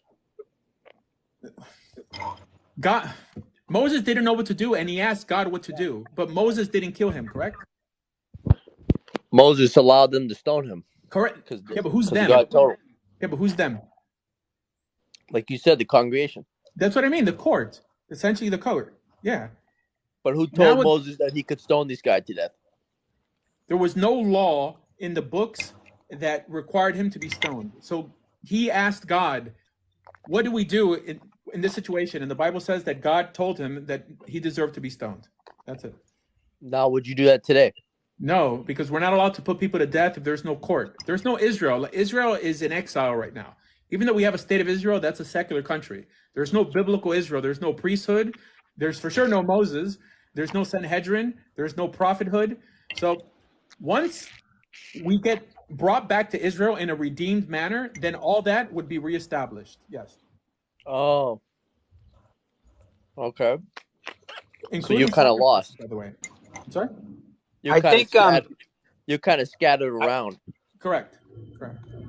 I think it was also heart condition. So that person who may have just picked up some sticks, if he was, I mean, obviously you have to, I mean, sometimes the Jews took it to the extreme where they couldn't even put it, they couldn't even put vinegar on their teeth and eat a salad in case they would cure a toothache. But from my understanding, if you are vindictive and picking up sticks and working, so at first glance, it seems like that's cruel. But if you are misleading the congregation, one person gets away with it, it could also disrupt the whole other congregation. So it's not just the guy picked up some sticks. It was probably because he had a habit of breaking the Sabbath.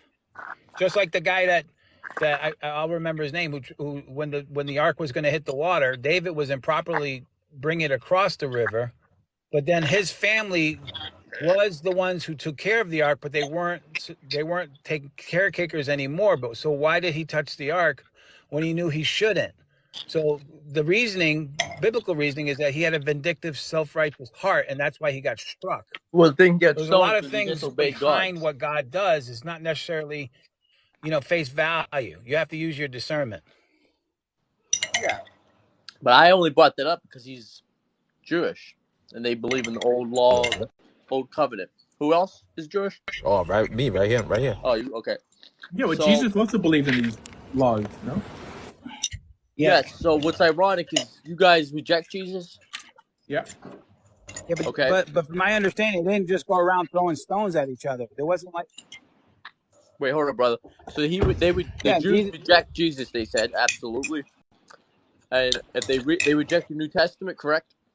Correct. That's a yes. And if you read the New Testament, do you know who rejected Jesus? Almost everyone in the New Testament wasn't a follower of Jesus. Yeah. No, do you know who rejected him? Who wanted him killed? Ironically. Oh, well, to reject doesn't mean that you want him killed. But yes, the Pharisees in particular. And the Jews. Well, they were all Jewish. I mean, Jesus was Jewish. His followers were Jewish. So you have to pick which group. So check this out. You guys reject him. You don't believe in the New Testament. And if you guys were to read the New Testament, you'd find out that the Jews hate him, even in the New Testament. All his followers were Jewish. He was Jewish. So some of the Pharisees... So I'm saying, ain't that... Ironically, you guys don't accept the New Testament, nor do you believe in it, and you guys reject Jesus. And if you guys, as a Jew, was to read this New Testament, which obviously you probably did, and you would read the Gospels, you'd realize how much the Jews hated him. Not all the Jews, right? Obviously. No, not all of them. No, not all of them. All right, so say the Pharisees, right? Because I don't claim to be an extension of the Pharisees, nor does anyone in the Talmud ever identify as a Pharisee. So yeah, some people hated Jesus. Now, why did, as you guys, why do you, you don't believe that he's the Messiah in Isaiah and all them? Correct, we do not. Is it because the Old Testament, because I got the Bible, but I don't have you guys' language. I have my English. That's fine. And the Old Testament, Isaiah 53, who could that possibly, you think that's about Israel? No. I think it's talking about specifically Isaiah and any messenger that's sent to Israel that will be mistreated. If you believe Jesus is a messenger, it wouldn't exclude him. It sounds like it's talking about one individual. All right, according to you, it's talking about Yeah, one. I think well, in I'm talking about you particular, too. it's talking about Isaiah. It says Jewish tradition teaches that he was also murdered. But it's the song of the suffering, essentially servants of God, right? Because even Isaiah, I believe in Isaiah 46, is also called the servant of God, the servant. So servants of God are always made to suffer. It's nothing new. I mean, it could have been, it could have had a dual meaning too, which could be Isaiah, who was unalived by Manasseh, and it could have also prophesied about Jesus. Well, it's the same sentiment that if God sent you to give over a Agency. message, if God Well, sends you to give like, over a message, that they're going to mistreat you for that. I agree. Yeah, so we're saying the same thing, but I just don't believe it's Jesus. Well, you do, but I mean that's the yeah. story. Am I allowed to read it? No, no. I mean, just tell me. Okay. I mean, bring up a verse here and there, but this is not All that right. type of show. He's despised, rejected of men. Yeah. A man of sorrows, acquainted with grief. That's every prophet, by the way. Okay, we're gonna We hit. That's also every married guy. Huh? That's true. That's true. What'd you say? It's also It's also could be applied to every married man. All right, we're gonna keep going. He was wounded for our transgressions. He was bruised for our iniquities. The chastisement of our peace was upon him. Okay, hold on. I mean, I have to correct there. Wounded for in the Hebrew is also translated as because of. Okay. So which means that if you mistreat anyone, he's wounded because of your misbehavior. Yeah, right? Our sins, yes. Right. I mean, so that's more reasonable to assume that he's dying for your sins. No, he's dying because of your sins. Or your exactly. Yeah, he died because of my sins. Yeah, he took on sin. Yeah. So if I go and I hit someone across the head with a baseball bat, he's going to die because of my sin, right? He died because of everyone's sins. No. The example I gave, if I attack a guy and hit him with a baseball bat and he dies, does he die because of my sin? Oh, because the baseball bat hit him, yeah. Correct. Okay. So it could be understood differently. That's it. Okay. I'm not going to read the whole thing. I'm just going to try to get the points that he was oppressed, afflicted, yet he opened out his mouth. We know in the New Testament he was silent. He brought as a lamb to the slaughter. That's him being crucified as a sheep before his No, I get it. I mean, just read one verse. Here, all this was written after. Okay, the New Testament was written after this. So someone, when they're writing, someone lined it up, could shoot an arrow and then draw a bullseye around it. So that's not. Are you reading from Isaiah right now? Yeah, Isaiah 53. Yeah, Isaiah 53. Okay, what version? What are you reading? The Old Testament? Yeah. Okay, so here's what you need to do. Right here's what you need to do. It'll solve a lot of the problems. He's helping me out. Hey, here's what you do. Go to a translation. Your translation is mistranslated, which is the point I'm going to try to make. No, but the host is helping me out. Yeah, I'm great, and I'm going to help you out some more. Go to a Jewish source like Chabad.org or Sefaria. Yeah. I think Sefaria is an org. I'm not sure. And you will see people who actually know Hebrew and don't have a vested interest in putting Jesus everywhere, what the actual translation is. And what you will find, one of the key things the Old Testament did with regards to Isaiah is it changed the tenses of the word. So Isaiah is written in the past perfect, okay? Which means that he's talking about things that happened. And so what the Christians did is they came along with the Old Testament and they changed all that to the future. And then they could say, well, look, it's a prophecy. It's in the future. No, you can't. You can't. No, that's what happened. Go look at the Hebrew translation on a Hebrew. That made it up. No, you're not making it up, but the Christians made it up. That's the whole point of the Old Testament, is to put Jesus into places where there was no Jesus by changing the language. How can one man fit there like a glove? Explain. It's not a prophecy because it's talking about the past. But you're saying that we're trying to fit Jesus in it.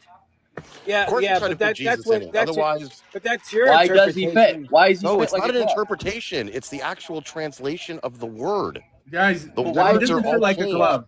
Okay, I mean, I said almost every prophet fits that criteria. Jeremiah was also beat up and tossed down a well.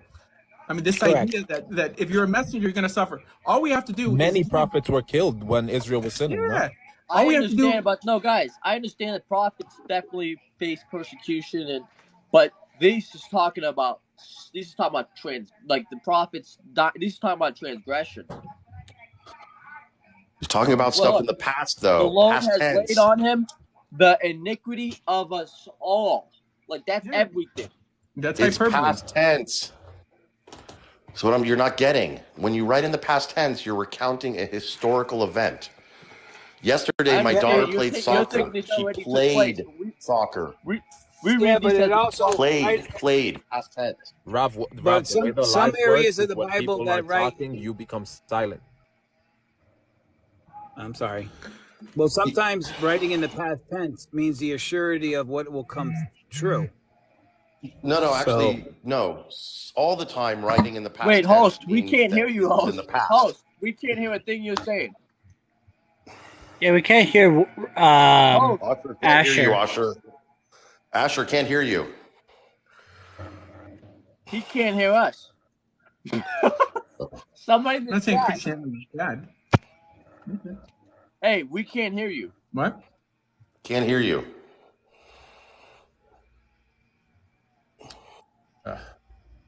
All right, testing. 1, 2, 3. Now we can hear you. Yeah, we can hear you. Oh, that's weird. That's weird. Anyways, yeah, all we have to do is give a reasonable interpretation, right? It doesn't have to completely, destroy your interpretation to assume that if God's a reasonable God, he's not going to cast us into hell for eternity, for not accepting the Christian interpretation. In Judaism, that we have this notion of optional beliefs, which Christians have a problem with and Muslims have a problem with, that you could read a hyperbolic, symbolic, poetic verse in one way, and I could read it in another way. However, what we can disagree on is what literally appears in the Torah, right? God says, don't unalive people. He says, keep the Sabbath. There's no debate on this. However, if everything hangs on Isaiah 53, and only Christians have a rendition based on a story that was written after Isaiah, it's not like the authors of the New Testament didn't know this verse existed. It would make more sense that when they were writing the New Testament, it would make it seem like Jesus fits perfectly in this whole, right? It's just in terms of reason, it's hard to assume that God's going to punish you for that. This is why I encourage you guys to consider becoming Jewish and put this Christianity behind you. That's it.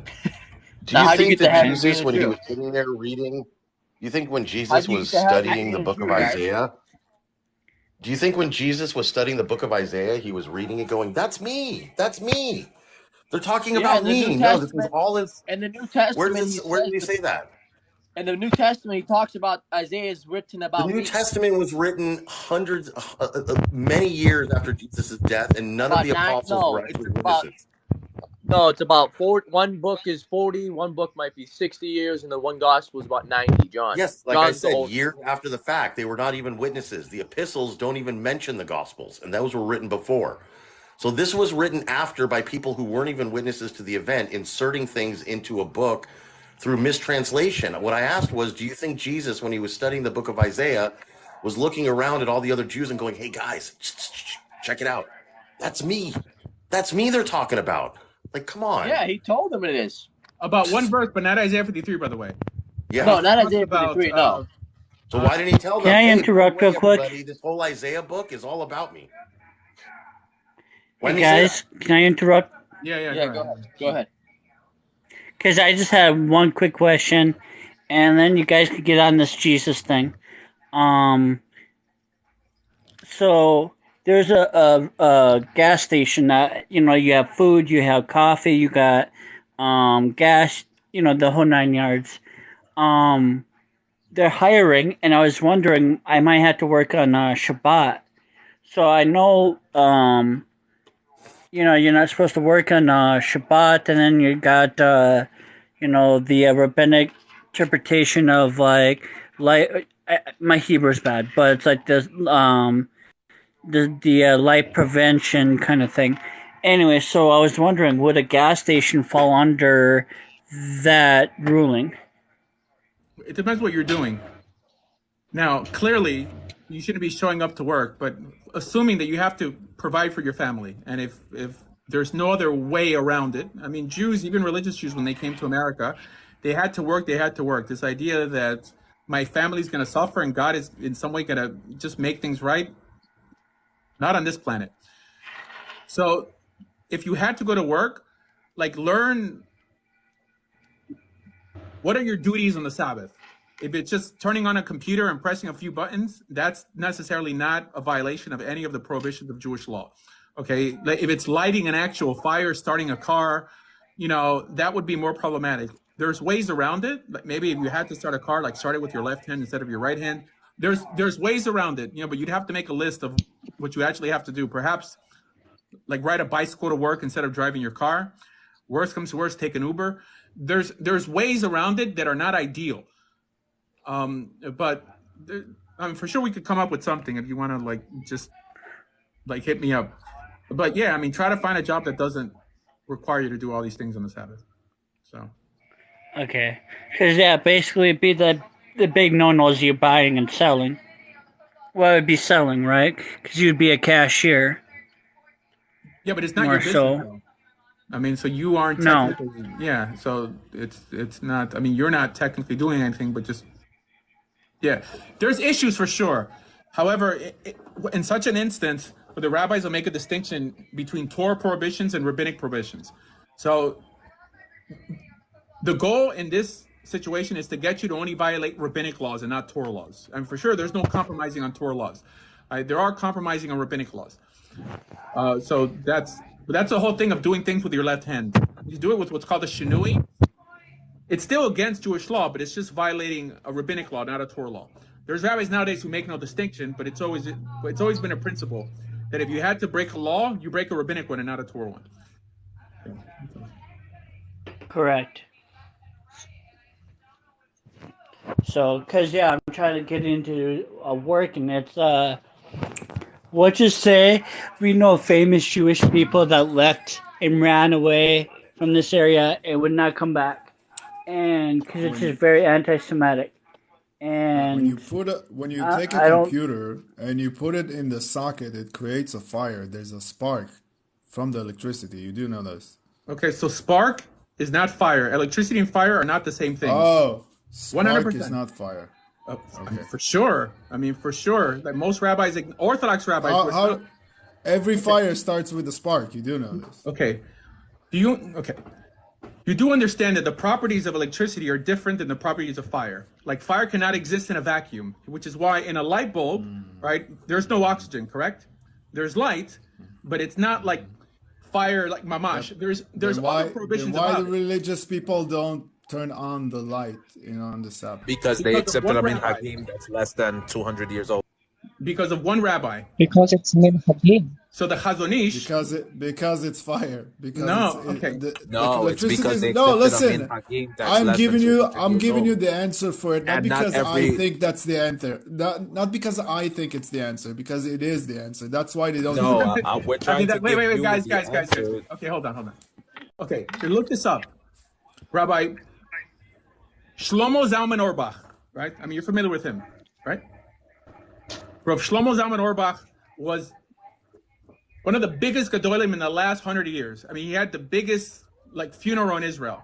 He wrote a book called Minchat Shlomo. He says there, electricity is not fire. It may be prohibited for different reasons. This notion that electricity is fire is only held by people who don't know how electricity works. Right. Okay. So one rabbi had an opinion. No. The vast majority of Jews use electricity on Shabbat. To the Chazon Ish. It was only the Chazon Ish. No. Wait. Stop. Yes, stop. Go ahead. No. Okay, stop. First of all, we have, I don't know what sort of practice to use. Lion of Judah, are you Jewish? Yes, I am.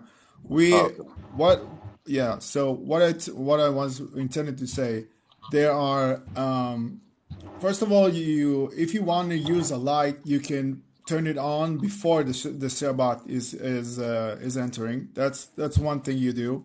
Okay. Secondly, if you want to maintain a food that is hot, we have what we call Platat Shabbat.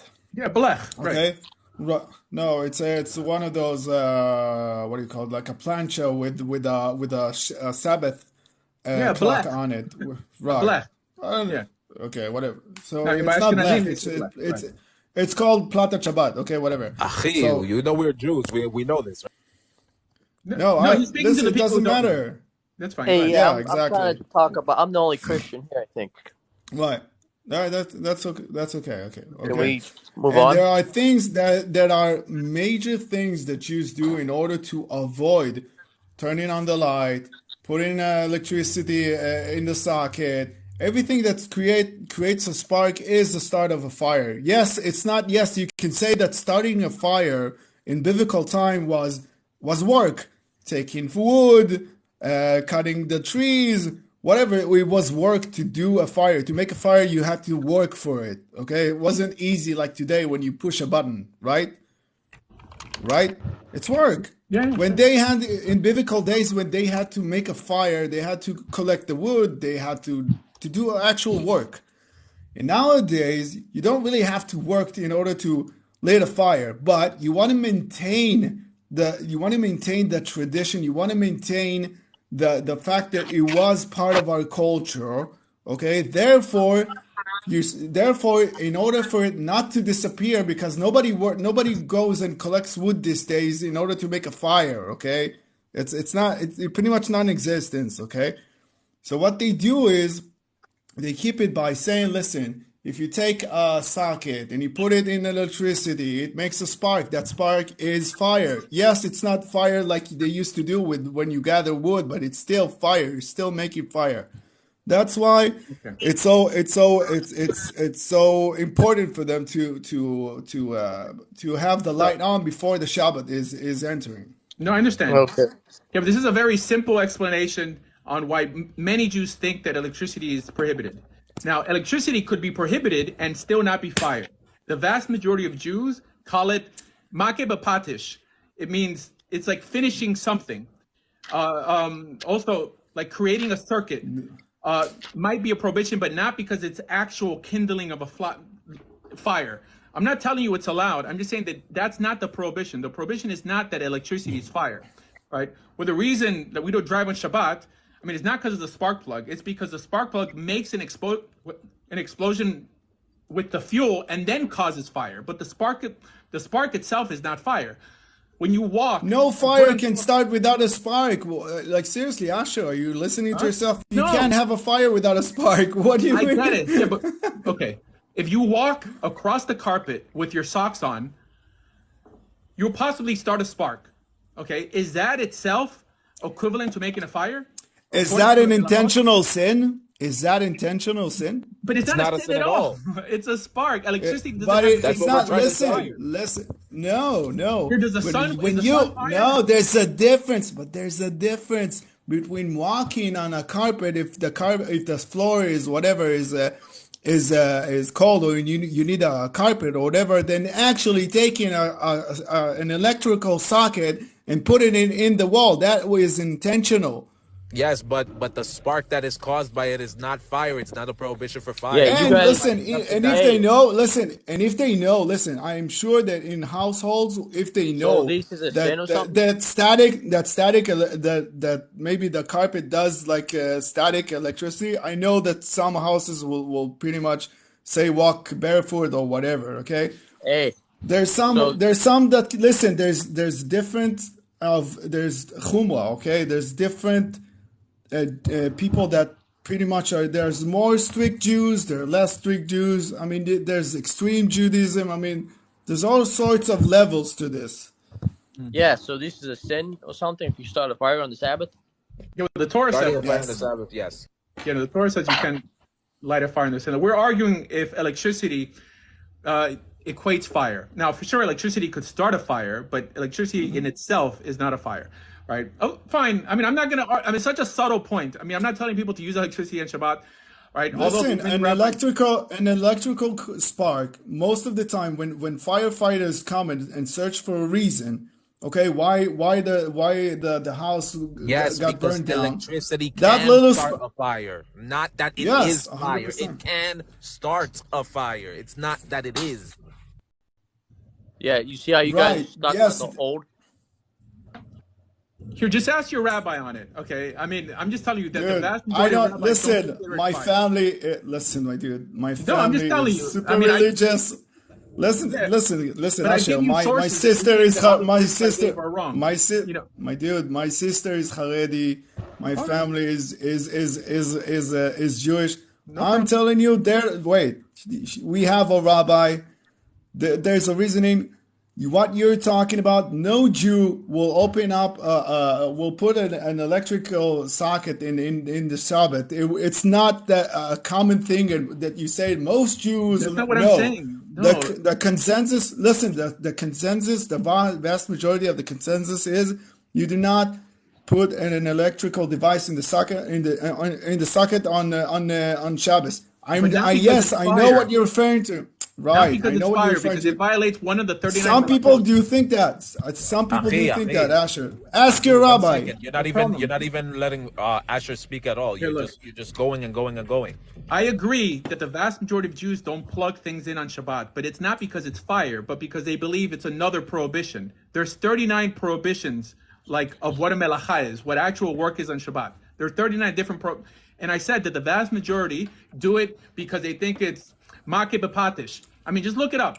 I mean, Hey, I'm not disagreeing with you that the vast majority of Jews do it. The question is, what Maki do they consider bapatish it? means you hit. It Right, the literally final means blow. hitting the hey, I was hammer. talking to Yeah. this. Hey, I was talking to this Jewish girl, and she says, "Oh, it's Sabbath tomorrow." I said, What? "Okay, I gotta get my nails done." Is that? And she went to go get her nails done. She's a Jewish No, girl. Is that a Yeah, she's no, not sin? a religious Jewish girl, obviously. no. No, she is. She practices it. Listen, But then she says, let "I me gotta go give get my you nails done." let me give you like an example. My sister tears the toilet paper before Shabbos goes in, like before Shabbat starts. Okay, so tearing a toilet paper could considered work. So she does it before the Sabbath even goes in. Okay, so try to get to the resolution of how keeping the Sabbath is so sometimes it's so like strict. Do you I do that, understand why Rabbi it's strict. Asher? Do you I tear understand. toilet paper before the Shabbat enters? I doubt that. No, okay, wait a minute. All right. So most people don't do that. So most people get a box of Kleenex. I'm just There we telling you. go. It's most people. I mean, listen, we're talking now No, but I'm what not arguing. I percentage? mean, I know the 39 malachot. I'm arguing Right. what actual melacha is it possibly violating? Okay, and the notion of molad of like kindling a fire is typically not tied to electricity. They prohibit it, but for different reasons. So it's a So subtle not point. right, but listen, but that's the thing. I mean, so if this is not work, then I don't know. Starting a fire won't be work. I mean, you got to draw the line somewhere. When you say some people do it, some people that's not a way to teach That's Judaism not or what he's saying. He was to trying to tell you the But this is origin. the only way to teach it. All right, it's very popular now for people to use electric scooters, but to the synagogue, even in Israel. Right? I mean, there's an organization in Israel called Somet, where they create electrical things that you could use on Shabbat. Why? Because the understanding is that electricity is in itself is not fire. Okay, that's what the understanding is. So there's different ways to manipulate it to get what you want done.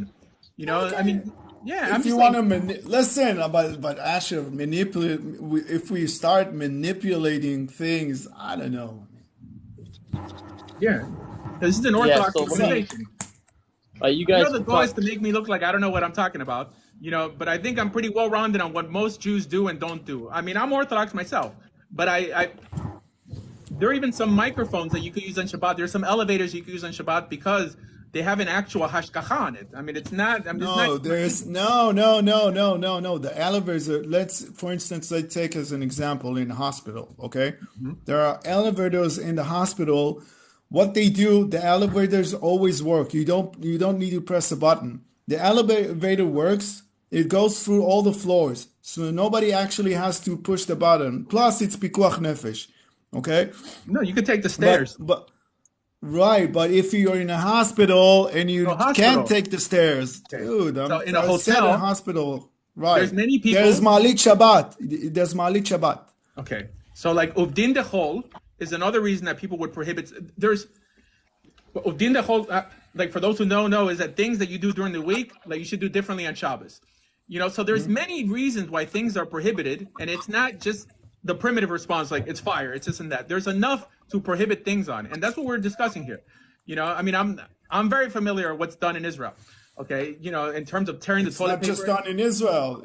I I don't know. think it's just done in Israel. I know you have to like contradict everything I say, all right? But most No, I Haredi don't Jews. contradict it, but you're saying it's done in Israel. It's not just done in Israel. There's I a mean, I'm lot of talking to you because Jewish. you're Israeli, you know, and Oh, okay. that's Oh, it. okay. Yeah, yeah. Whatever. No, I get Okay, it. got The it. vast majority of Jews Now, don't one tear of the the toilet paper. commandments is even Jesus teaches to remember to keep the Sabbath, but he walked on the Sabbath. They thought when he was when he was saving a life, they try to stone him. The Pharisees, but Saving a why? life is allowed on the Sabbath. It's called So Jesus pekuach didn't nefesh. break it. Wow, Jesus didn't break it. No. So why did they thought he broke it? So the reason they thought Jesus broke the Sabbath is because he was picking grain on the Sabbath and he was grinding the grain. So that itself is a prohibition. David did that. So no. He said that David was trying to save his life because he was running from King Saul. So the argument is that we're so hungry that we fall under this rubric that we're trying to save our lives, but that's not the narrative that they gave because they were just walking in the field picking grains. You know, so yes, if someone's coming to kill you, you could do what's prohibited. And it doesn't say that David picked grain. He says, don't you know what David did? That he went into the temple and he ate the showbread. So, I mean, David didn't pick grain. I mean, he was starving. Yeah, I He mean, ate bread that he wasn't supposed to eat. so Jesus, you thought you think he broke the Sabbath or something? Yes. If he broke the Sabbath, they would have stoned him. No, I mean, not necessarily. I mean, they told him here back then in the time of Jesus, the court had no authority to put anyone to death because they were under the Romans. This is why when they wanted to unalive Jesus, they handed him over to the Romans to do it because they didn't have the authority to do it. Okay. I don't know if they hand him to the. From what I read, so you again, do believe he was handed over? Yeah, for sure. No, I don't so think Jesus he was existed. handed over. Where are you getting this? The host said Jesus isn't a real Jesus. He rejects Jesus. But do you according believe to the New was Testament, crucified? according to the story in the New Testament, right? Oh, okay. Yeah, I'm giving you the benefit of the doubt. I mean, I can't prove it. From what I know, the Romans, what happened is that he declared himself the king of the Jews. The Romans saw that as like a rebellious move or something like that, and that's why they crucified him. That's what I know. No. I mean, he was called the king of the Jews by the Romans. Yeah. I mean, he never. But somehow somehow it was like they thought of it as some sort of a rebellious move because he was pretty much taking the authority from them or something like that. Yeah, you can see that as a government position. I mean, there's no way around it. Even Pontius Pilate didn't want to kill Jesus. The host said become Jewish. So I'm here right now. Why would anyone leave Jesus? Me as a Christian. I'm not telling you to become Jewish. No, it says you can become Jewish. Judaism is better. You can become Jewish if you want to. You don't have to become Jewish. No, I know I don't have free will, but I'm saying, give me reasons to leave Jesus Christ. Yeah. So I think that if you were a real follower of Jesus, you would keep the laws he kept and worship God in the way that he did. So by the simple fact that it doesn't sound like you keep what Jesus told you in Matthew 5:17, where he says that I didn't come to destroy the law, but to fulfill it. And anybody I know you guys like that verse. And anybody who teaches others to break the least of these commandments will be called least in the kingdom of heaven. But you don't believe in commandments. The rabbis sit in the seat of Moses. Therefore, do whatever they instruct you to do. Do not stray left or right from their teachings, but do not be like them, for they say to do something and do not do it themselves.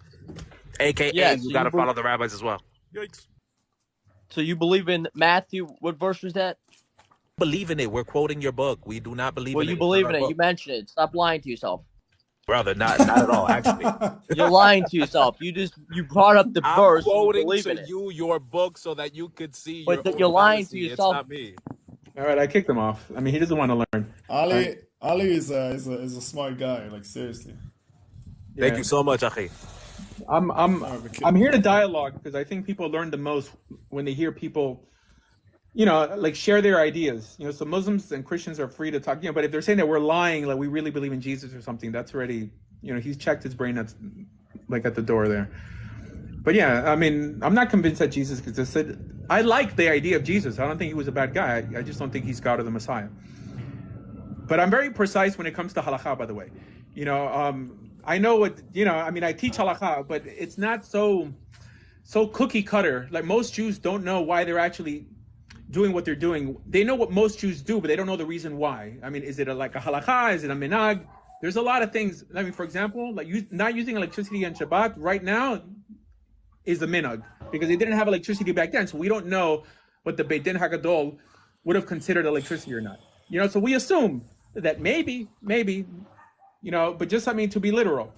Well, I gave you what my sister's rabbis said to us, but all right, Rav Kenning. I don't know if you know that's the Rav Kenning. That's Rabbi Kenning. All right, he could say that it's prohibited, but would he specifically say that it's actual fire? I don't think he would say that.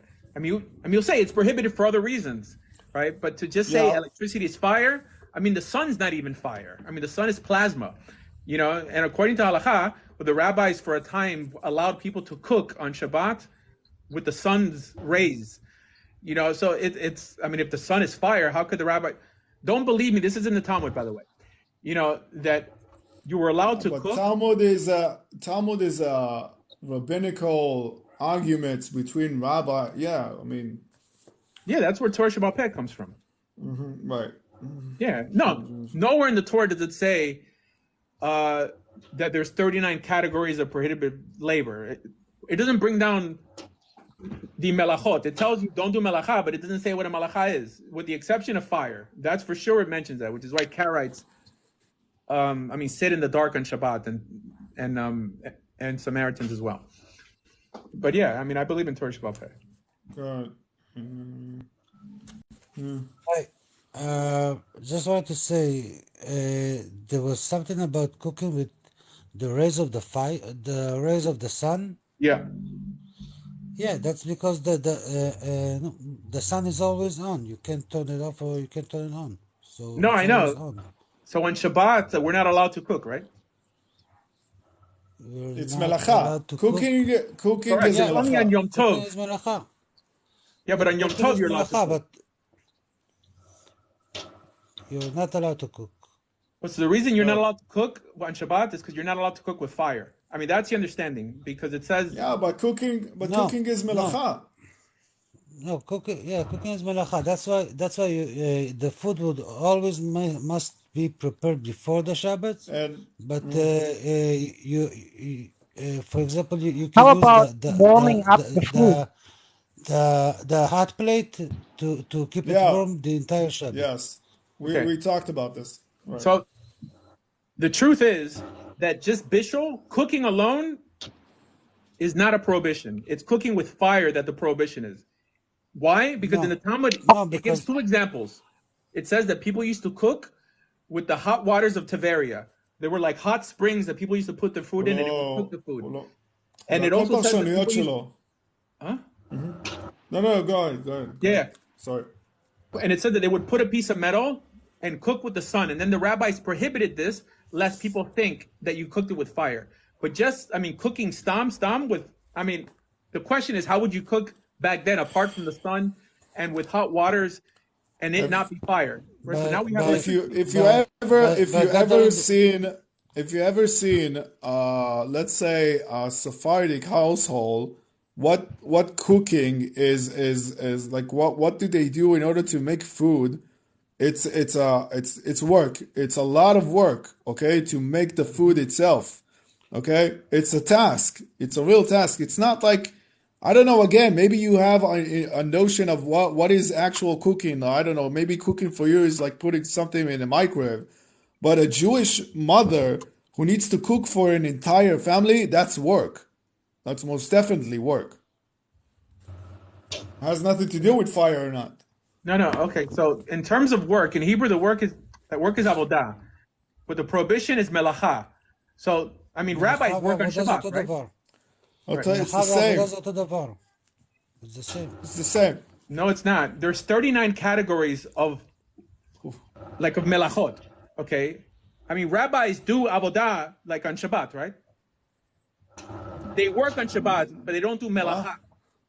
I mean, it's. What do you mean they work on Shabbat? Work is not prohibited on Shabbat. It's creative labor that's prohibited. That means there's 39 categories of prohibited labor. If you don't, you mean like if the rabbis go to the synagogue and lead the prayers, that's work. To make something when okay, let's put it in a different perspective. No, correct. The priests also work on Shabbat. My friend, to make something out of nothing is a task. So if I have, let's say, all the ingredients of food in front of me, just think of it as like somebody who needs to do whatever, jewelry or whatever. You have all the ingredients to do it, okay, but you gotta put the effort and the work in order for you to make something out of it. It's a melacha. It is a melacha. Cooking food, I don't know if you cook, but it most definitely is melacha. If I take the flour and the water, mix it together, and mix it with my hand and make dough, that's work. That's melacha. Right. That's okay. Well, let me show you. Are you familiar with the 39 melachot? 39 melachot. With the avot and the toldot, there's categories of what a melacha is and what it's not. This is what Orthodox of Judaism teaches. It's not what I think work is. I mean, I could take a ball and kick it over and over again and not break Shabbat at all. I mean, maybe like Uvdin dechol, if I do it during the week, maybe I shouldn't do it on Shabbat. But like an actual melacha, it has to appear in the 39 categories of prohibited labor. I mean, this is the difference between an Orthodox Jew and I don't know, I mean, a Reform, I guess, right? If it doesn't violate one of those 39 things, I mean, just look it up online. 39 categories of prohibited labor, right? The rabbi says that it was things that we didn't do when we were building the Mishkan. That's what they teach. And this is what rabbis determine what work is and what work isn't.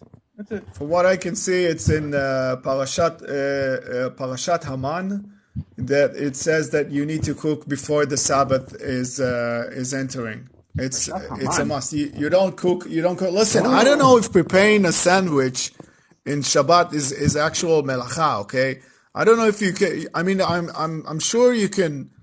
I don't know. I'm sure you can have I don't know. I think you can prepare yourself a sandwich on Saturday. I don't think that's cooking. I mean, you could serve.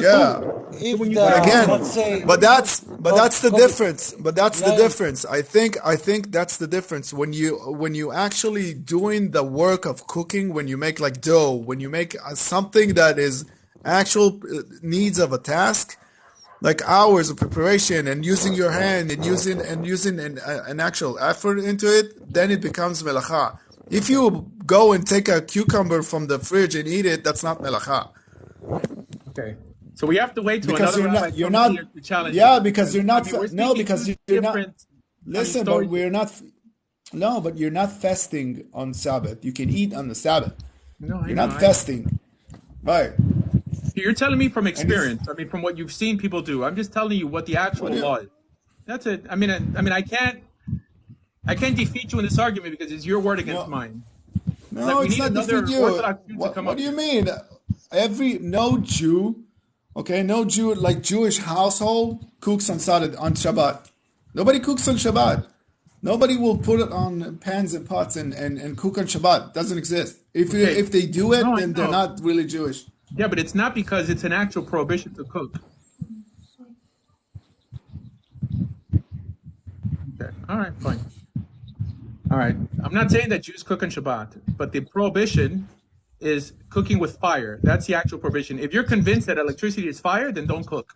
But I'm just saying that the majority of the rabbis didn't understand electricity to be fire.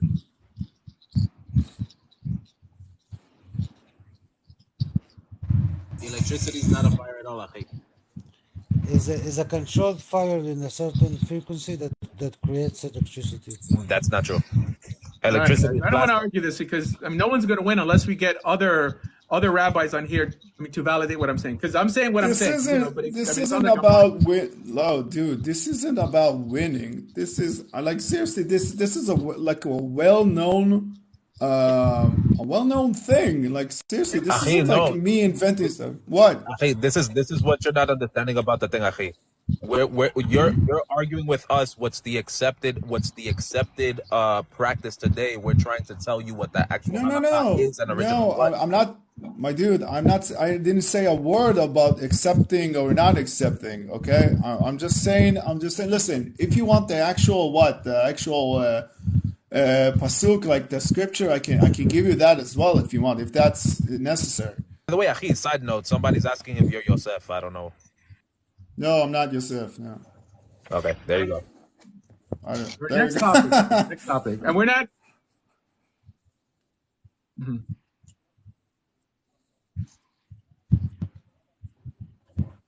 A spark. Yeah. Yeah. No, that spark is that fire. Here, look. Can electricity exist without oxygen? All right. Can fire exist without oxygen?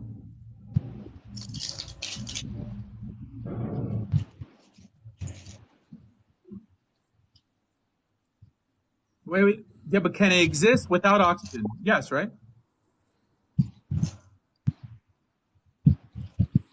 Oh, so then it's not traditional fire. That's the point. That according to halakha, the only prohibition is actual fire.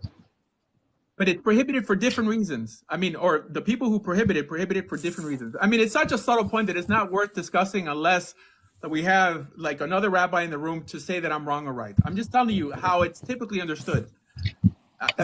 I mentioned that it's prohibited by many rabbis for different reasons, not because it's actually, molad, but because it is like makeh b'patish, right? I mean, listen, we're pretty much, we're saying the same thing, but you think the reason for not doing the thing isn't that's the thing that we don't have in common. I get it. Okay, I get it. And I mentioned that it was the Chazon Ish, and you guys could look this up, who's the first rabbi who really prohibited fire, Freudian, electricity on Shabbat. It was the Chazon Ish, because before him, Orthodox Jews used to use electricity on Shabbat. And this is 1950s. I'm sorry, just תגיד זה, בסופו של דבר, אתה שומע, יגאל? הקיצר, בסופו של דבר, הוא בסופו של דבר אומר שאנחנו יודעים את זה, שבתכלס שניצוץ בזה, זה כן, זה ברור שזה אש, אבל הוא אומר שבעיקרון לא בגלל זה בתכלס לא משתמשים בחשמל, לא בגלל הקטע של האש שזה עושה. הוא יש לו משהו אחר. Okay, just explain it to him, that's all. All right, next topic. Okay, let's talk about something that you actually disagree with me on. Disagree? I don't know. Hey, I've got a question, but I'm sorry to kind of change the topic. Yeah. Okay. Is it inaccurate? No, apologies. Okay. So, what's convincing in that post? Become Jewish, that's right. But so that is true, right?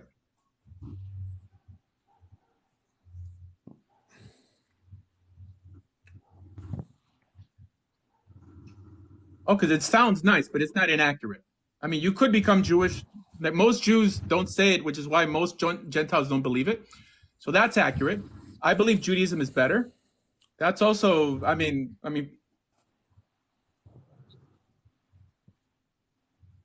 so it's not good.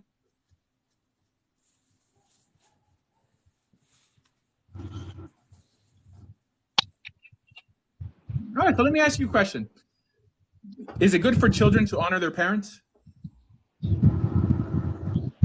That's not part of the 7 laws of Noah. Is it good for girls to dress modestly? Is it? Wait a minute. Is it good for brothers to respect their siblings? Yes, and that's also not. It's not exactly. So what's your point? I can do this all night long. I mean, it's either. Wait. I mean, we also. What am I proving? Okay, the Torah tells children to honor their parents. It tells girls to dress modestly.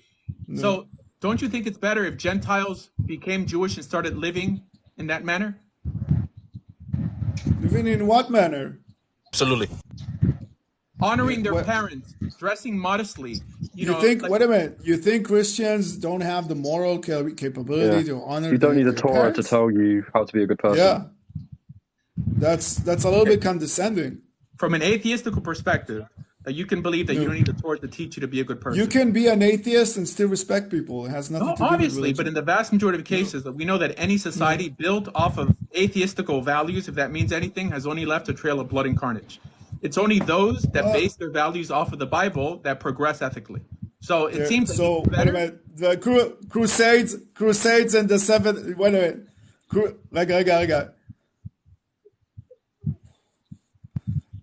Didn't there people? Isn't there like a saying that more people died in the name of God than anything else? Not in the name of our God. If your God. If anything, that proves my point. That it's better if all these people who were killing in the name of God, if they would have became Jewish, but they wouldn't. No, but you said that atheists left a blood trail. Right. Okay, and now you're flipping the story. No. Yes, it is. Do you know how many people have died in the name of atheism? Muslims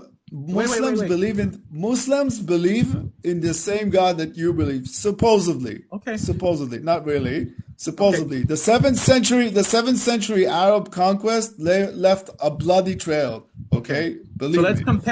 So let's compare it to atheistical movements. Over 180 million people have been murdered in the last 150 years based on atheistical pursuits alone. Now,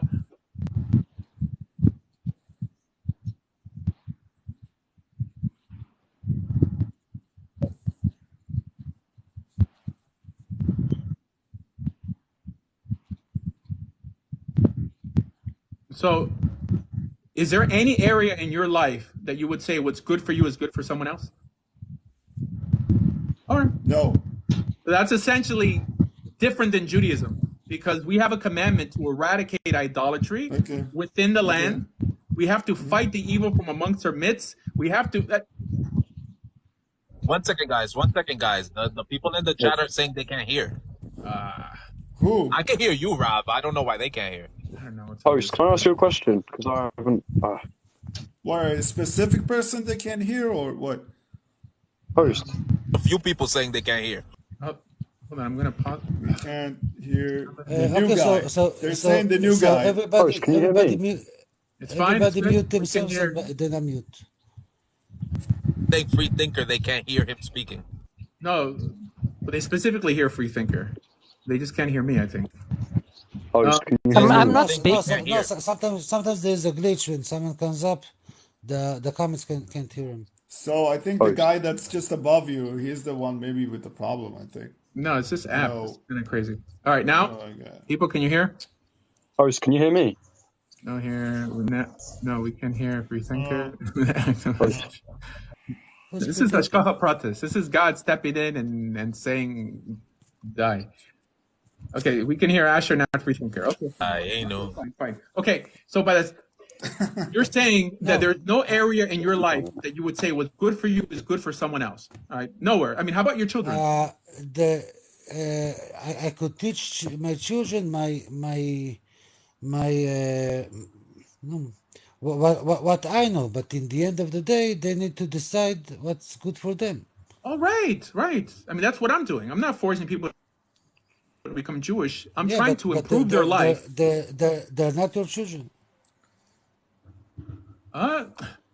If you're separating the world between people who know what good behavior is and people who don't know what good behavior is, then it doesn't matter. I think that it would be better if girls in the ghetto started dressing more modest, wouldn't be sleeping around, if kids would honor their parents, if fathers would work, because it's as much of a mitzvah to work as it is to rest, right? I think it would be, I mean, this idea that we have nothing to offer the world ethically. Yeah, but that can be resolved with parental. But that can be resolved with like parental guidance can result with a lot of things. This is not just Judaism can fix that for some reason. I don't get why you think Judaism. I mean, forget about Judaism. I'm talking about good ideas versus bad ideas. You're Can you hear talking me? about Judaism. You're talking about Judaism is the cure to all the evils in the world. No, Not all, for most. no, no. I don't agree. I The agree ethics of highly. Judaism. I'm not saying keeping People, Shabbat. people commit evil and people commit good, no matter what religion they are or what they No, correct. follow. But can we say that a society that has a good set of morals is generally a lot better morally than a society that doesn't? Uh, when you start dictating it to You others, want to go by halakha morals? Do you think they will accept that? Not halakha. We're talking about just plain Torah B'Tav. You know, Host, just can you hear me? So which morals do you yeah. take and which you don't?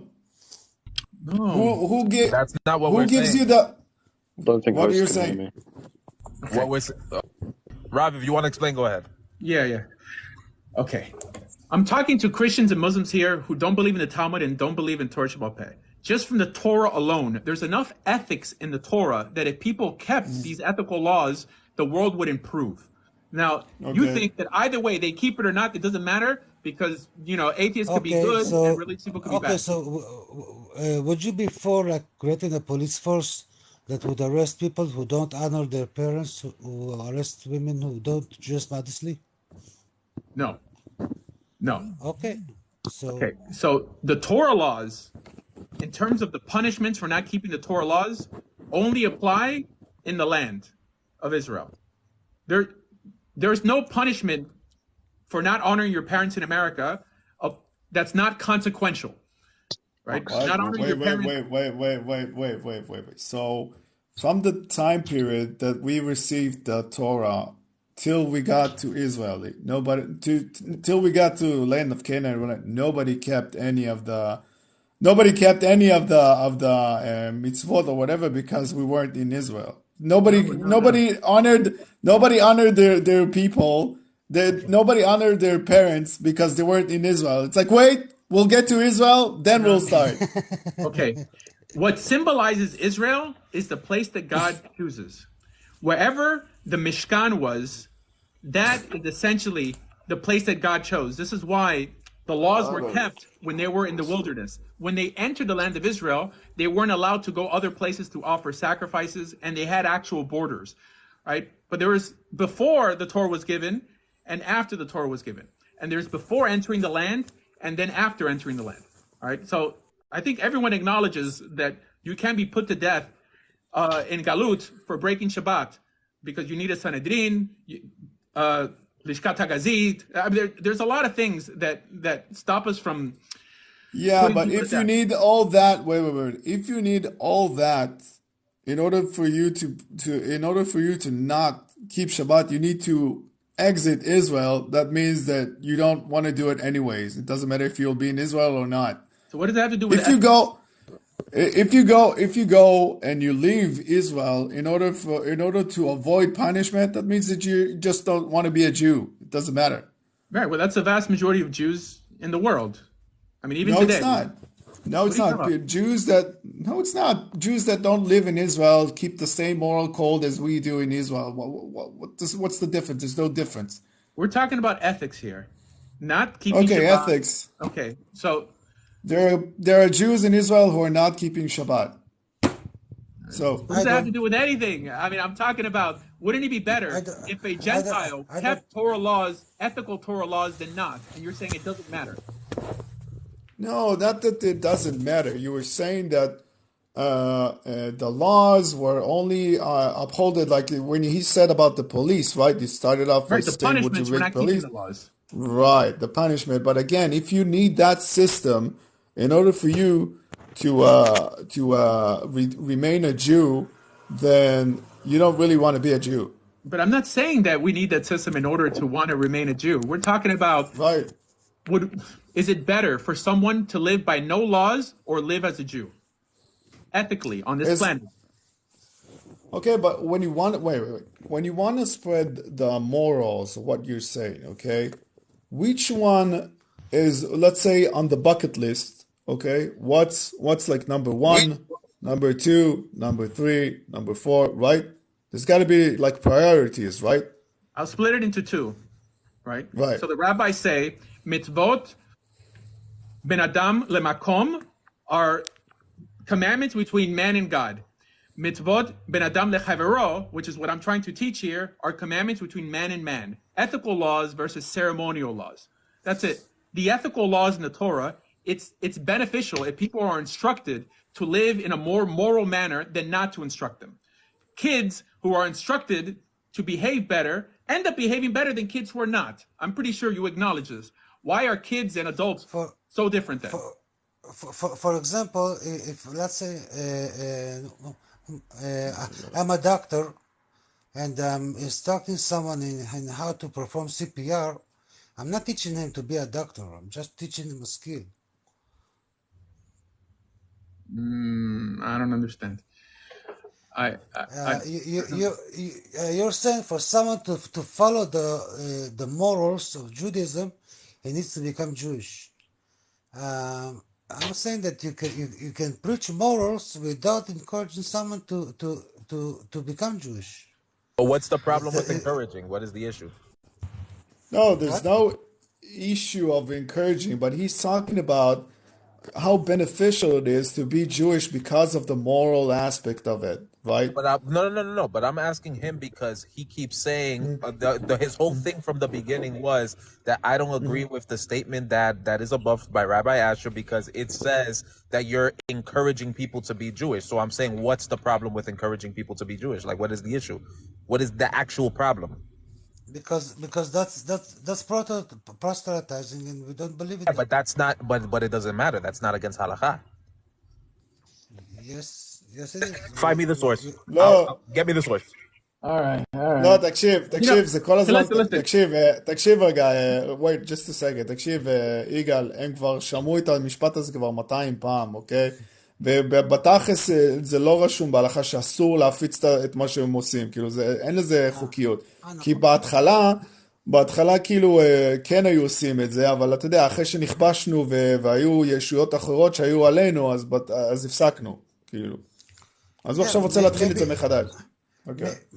Maybe that's also the reason that we stop proselytizing because we've been conquered because we like allowed the wrong people in.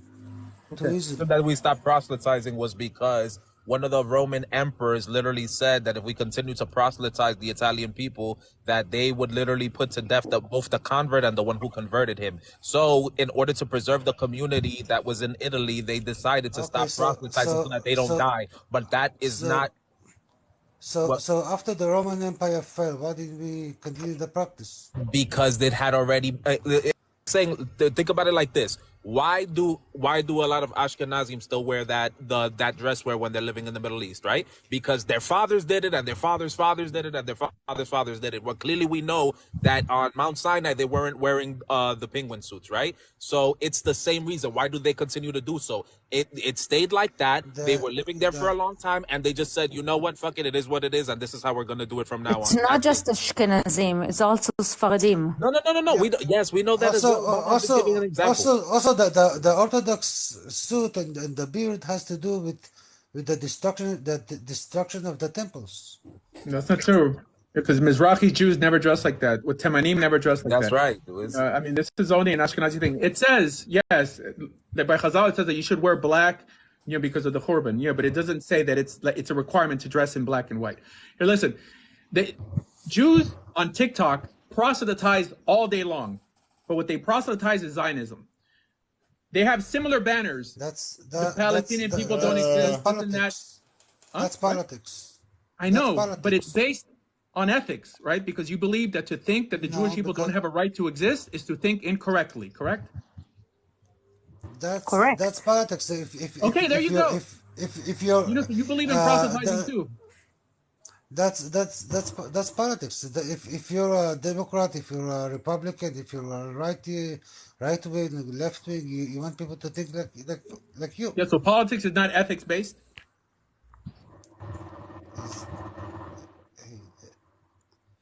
Anyone who marches alongside Palestinians, like who blow Israelis up, is that an ethical idea or a ceremonial idea? It's On whether it's right or wrong. no, it's about your beliefs, if you're misguided or not. Ethics. So clearly, there's things that you want to No, proselytize. that they do it not because of ethics, but no, I'm not gonna go No, into this. we do Never it. mind. We're trying to change the way people think in the Israel-Palestine debate because you think that your belief is better than theirs. Correct? No, we just want to remain free. That's What was that? That's the whole point. All right. I mean, but this is an ideology for you guys that Jews have nothing to offer the world ethically, and this is part. You have to be taught this because it's important. It's not about not having to offer the world ethically.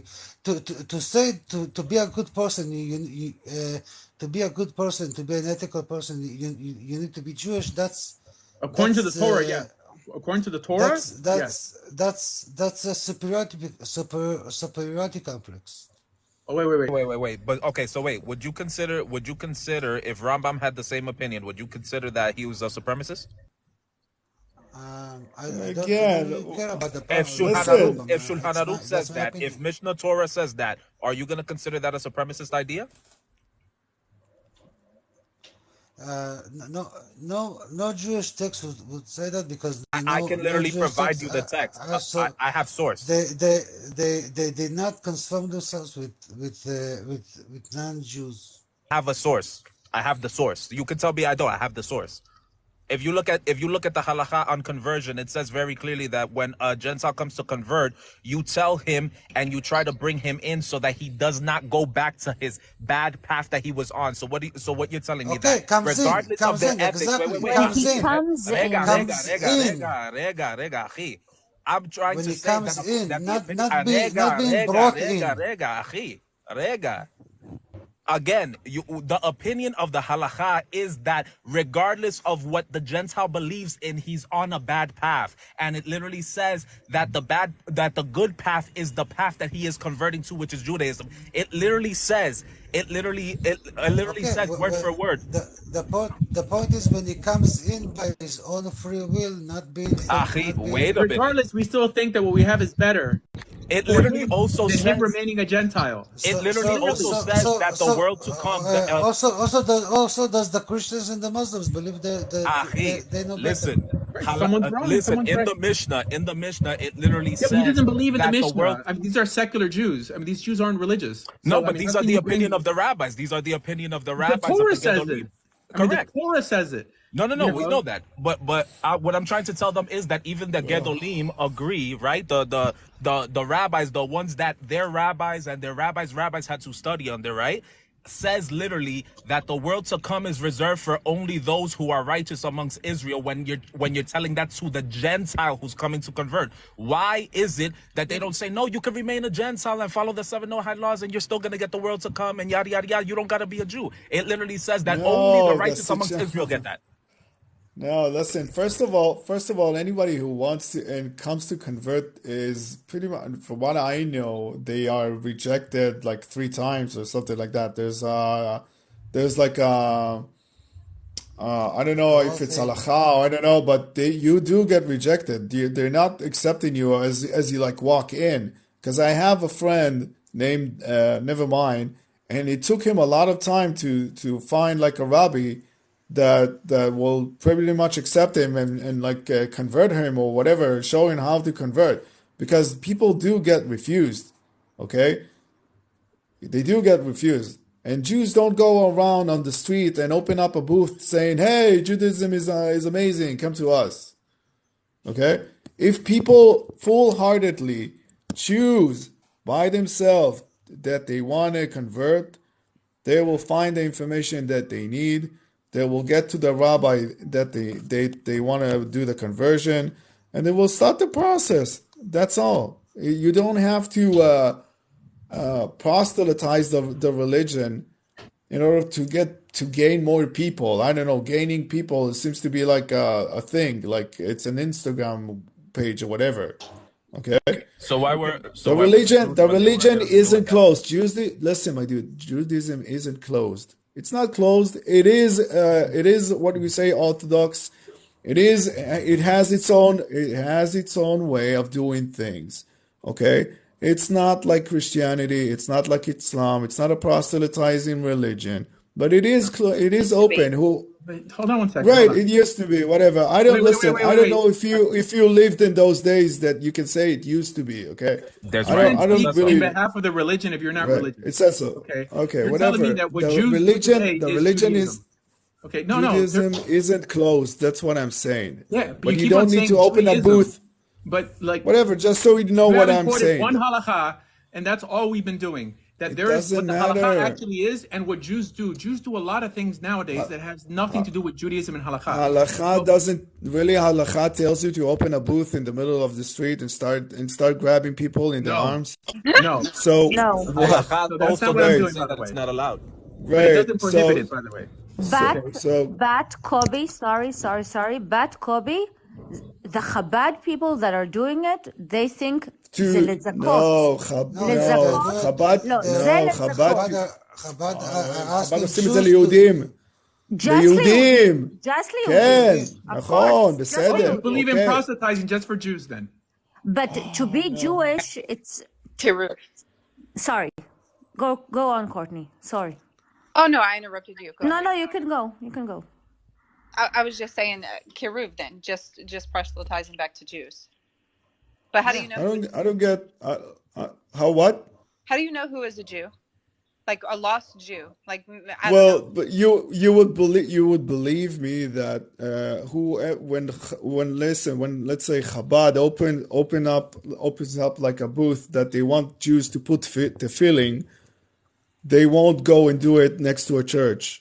Okay. Wait. Okay, so you know that and Beit Chabad and wait. That's in Israel. That's in Israel. Yeah, but Chabad invented this, by the way. Jews never went out.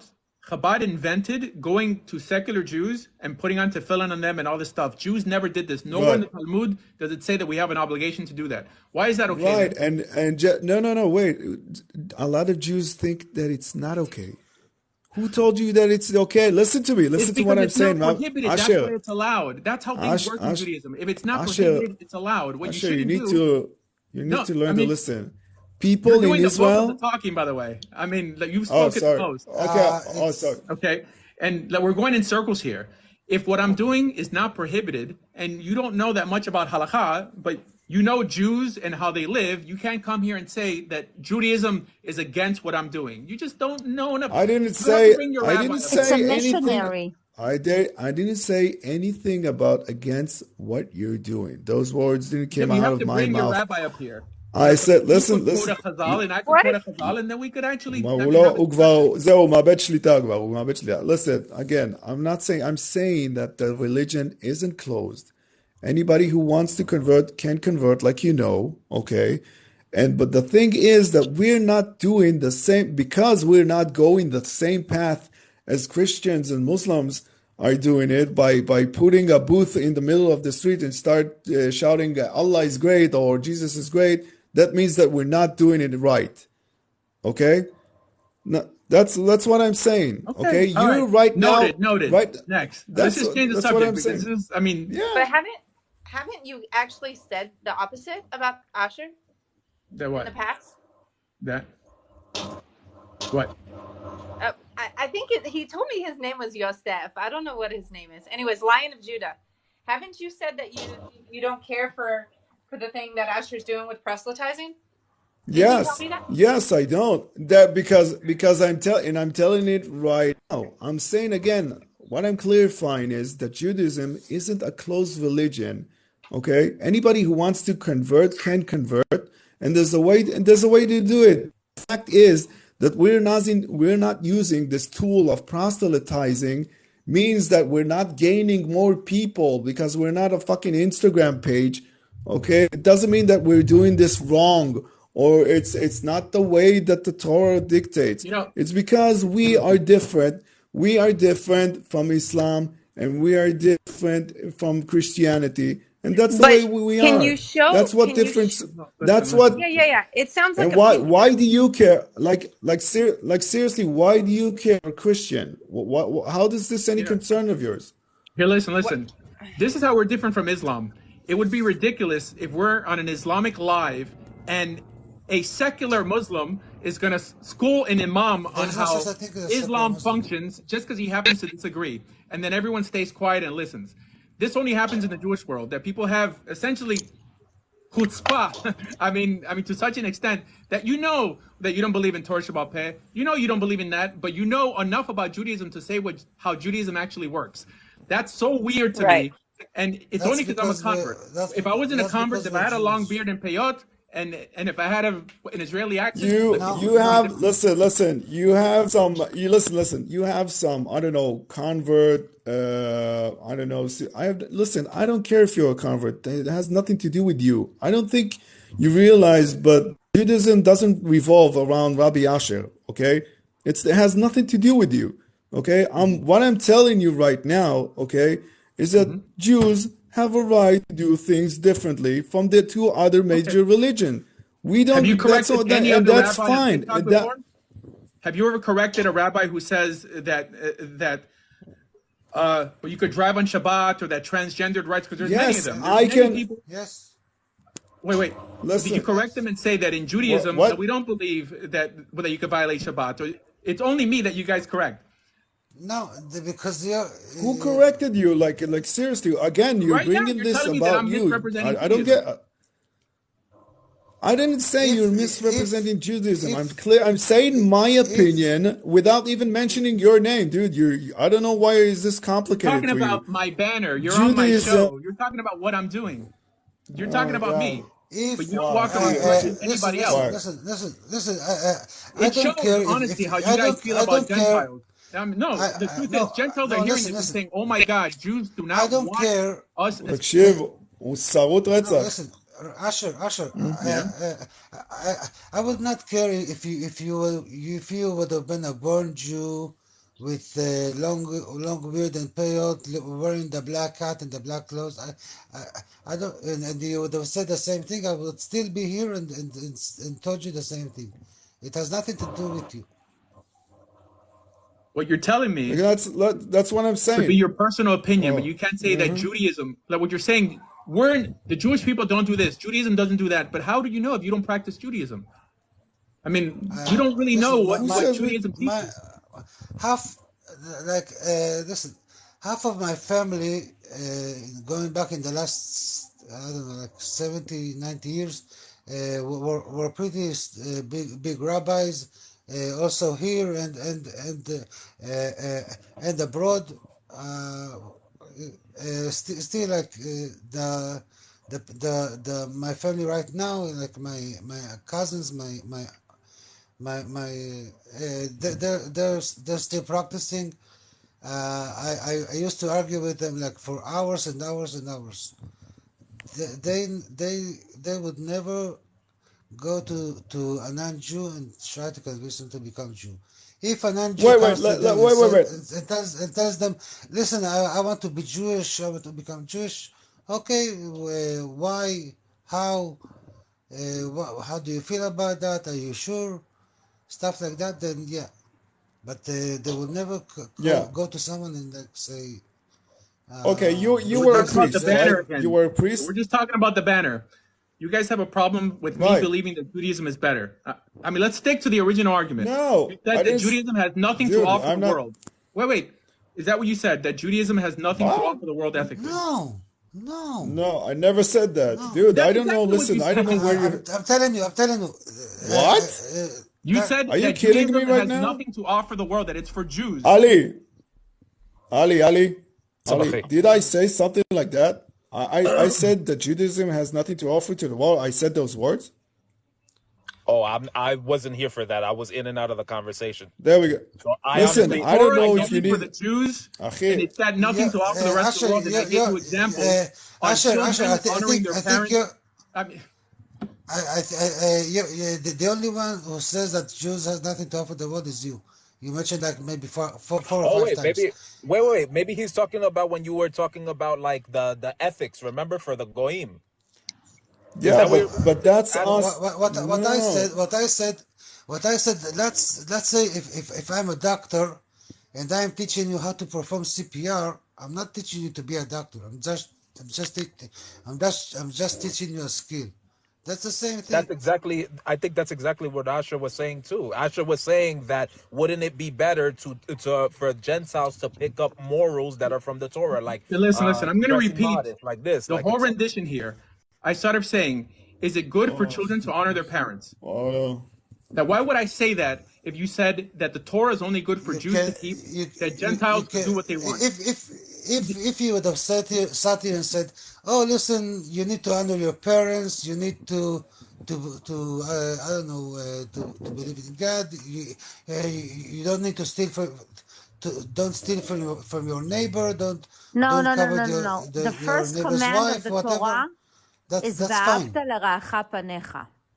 This is the first command of the first, not from the 10 commands, but the first thing of the Torah is "V'ahavta l'ra'acha kamocha." Not the children, not don't steal, not nothing. First of all, "V'ahavta l'ra'acha kamocha." Love your neighbor like you love yourself, but honestly, it's to love you like you love God. that. You said that's the first law. No, ממש לא, קרין, את לא יודעת, לא, ממש לא, she got it wrong. לא, ממש לא, את טועה. It doesn't matter. Talking about the greatest. The greatest law of the Torah. Sorry, I didn't say it correctly. That's fine. I knew what you meant. The greatest law of the Torah is "V'ahavta l'ra'acha kamocha." You can ask every rabbi, everyone. No one will say about the children. Nobody will say about don't kill. That's of course. Sorry, unalive. That's of course. But the first greatest thing of the Torah, "V'ahavta l'ra'acha kamocha." This is the first thing of the Torah.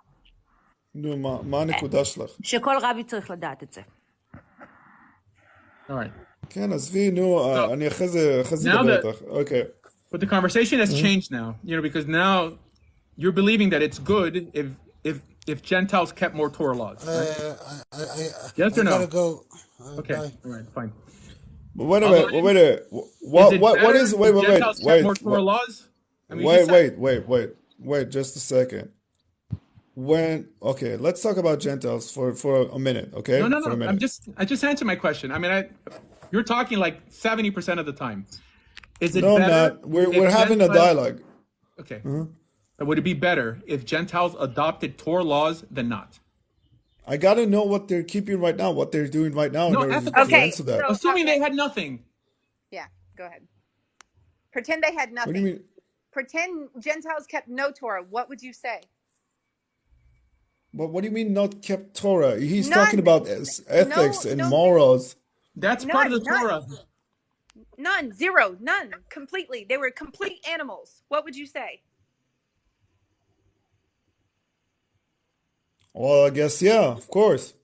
Okay. So, but that's not the case. But that's not the case. What do you think the reason for that is? Because of the God of Abraham, but again, and what is what is the call for Israel? To be a light to the nations. Right. What do you think? So listen, wait. Can you just relax for a second? I have no idea. Like seriously, no idea what Christians, where do they get like their ethics and what do they keep and what do they not keep? And no idea. What, for instance, give me an example right now, Rabbi, of Christians, okay, who are not complying with what we are complying, and they should do it. Nida. Because. Well, that's not ethical. That's. I believe it can lead to a lot of immoral behavior. Okay. All right. So modesty. You're sneut. Sneut. Okay. So Christians are not modest. They don't have the standards of modesty. Likely not, but I mean, there's individuals. So would it be better?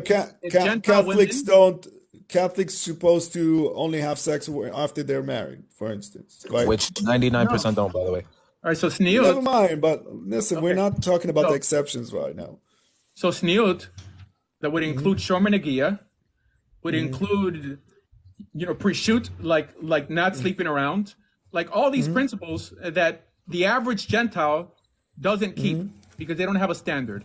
Would it be better to offer Gentiles that than give them nothing? Wait, okay. So if I can have just okay.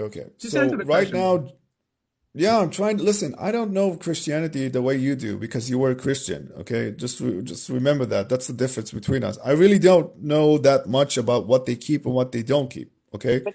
Because So I how know can you they make don't a have a definitive statement either way then? I mean, wait, how could you say that wait, they're ethical wait. without us? I mean, you said. Right. I can't because that's what I'm asking. I'm asking right No, now, it sounds like you're adultery. brainwashed. Wait, I mean, honestly, I mean, it sounds like you were brainwashed to brainwashed by think a what? certain way. Brainwashed by what? By Into your way secular of Jewish thinking. society. I mean, Yeah. secular Jewish Dude, society. my entire family is secular? religious. You have no idea what you're saying. Seriously. So No most idea what Jews, you're saying right now. secular Jewish society, Yes. specifically in Israel, tries to solidify the fact that what makes you Jewish is just having a Jewish mother. Has nothing to do with keeping mitzvot. Because if it did have to do with keeping Because we're an mitzvot, ethnic group, besides the fact that we're not just a religion. That's all. so Judaism is just a religion. There's an ethnic component to the Jewish people. I don't know why you're Okay. laughing. Because it's in the Torah like this, that if you break certain like mitzvot, He you're left, like by the way. karet. He's not there. Oh, he left? Now, I'm acknowledging that there's an ethnic component to the Jewish people, but to say that we're solely an ethno religion is blatantly dishonest. Yeah, there's an ethnic. If your mother's Jewish, you're legally Jewish. If your mother's Jewish, that doesn't make you important to God, right? That doesn't mean that you deserve special treatment. So, anyways, fine. I mean, is it me Thank you. or are these people just trained No, it's not you. It's just the fact that they're raised with this belief, and it's called cognitive dissonance. It's very difficult to get past this. And why does it matter to people like myself who do believe that Yeshua is Mashiach? Well, because there are a lot of people that want to do the Torah, and we're basically told either we're doing it wrong or you need to fully convert to Judaism. And for me, I'm sorry, I'm not giving up Yeshua to convert to Judaism. So you force me to create my own way of doing things rather than accepting those of us who believe in Yeshua and want to participate in Judaism. So you are creating this rift and this hatred that needs to be understood as of the past and try and educate people. Yet you despise people like Asher, who is trying to educate people. Now, I don't agree with everything Asher says, but the fact of the matter is the reason why Gentiles are ethical is not because of Judaism, but because of the Jew that is Jesus, who spread the religion further than any Jew ever. And people can get mad at me for saying that, but it's the fact. It is the straight up fact. This is why the majority of the world identifies with the God of Abraham, Isaac, and Jacob when they were blood drinkers at one time. Wait, Courtney, just a question. You believe in Yeshua as a All right, Messiah or God? Let's not do this. I mean, let's not This is make not this a about debate. I'm Christianity. asking her a question. No, I know, but don't. Courtney's going to hijack the show. No. I literally, it's a simple. I can go. I mean, I'm not trying to hijack nothing. Courtney, I you believe backing in you Jesus up, as but okay. Messiah or as God?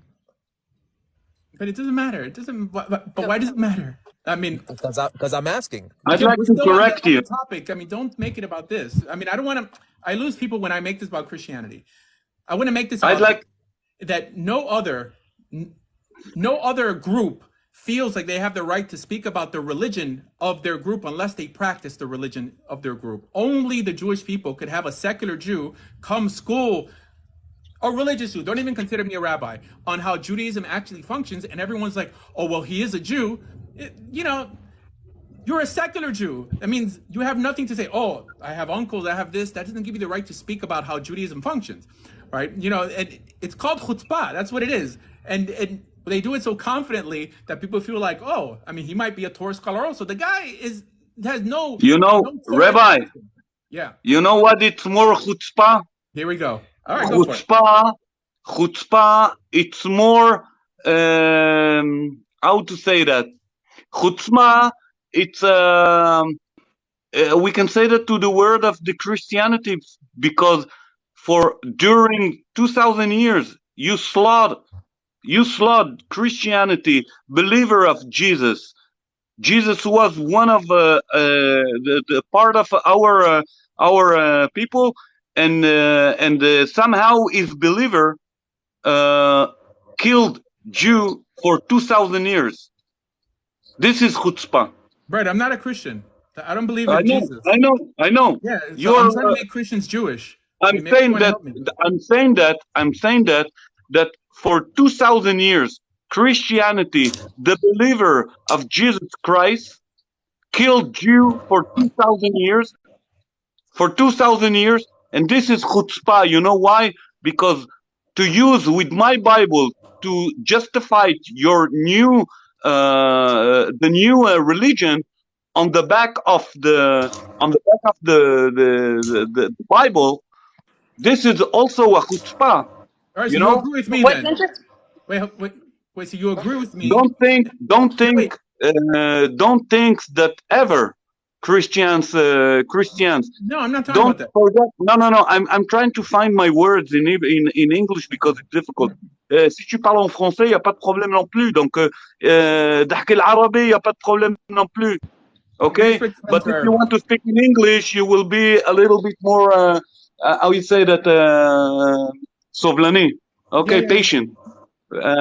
So what I'm trying to say that we never forgot, and we never forgive, not forgive, but we never forgetting the 2,000 years of killing Jews just because they are Jew, okay, and somehow we have some relief from the word of Christianity for 80 years.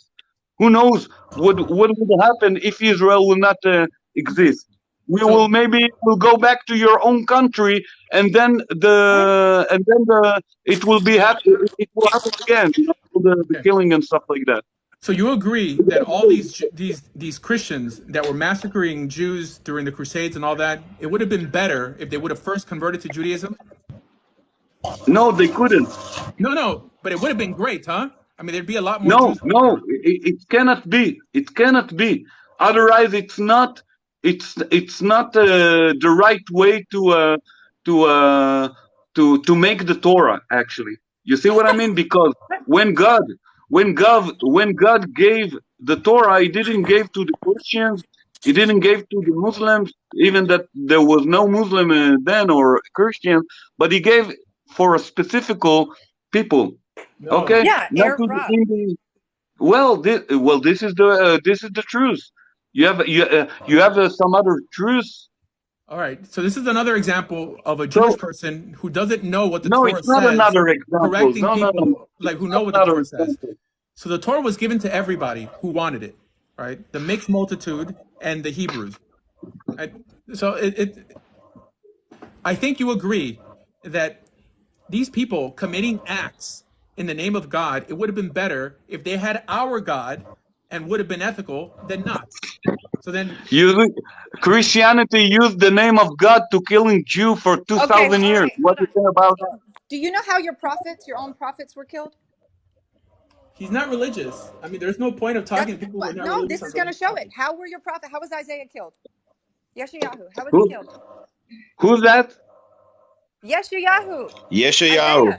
Yirmiyahu. How were they well, killed? also Jesus died. So can you answer we my have question? control.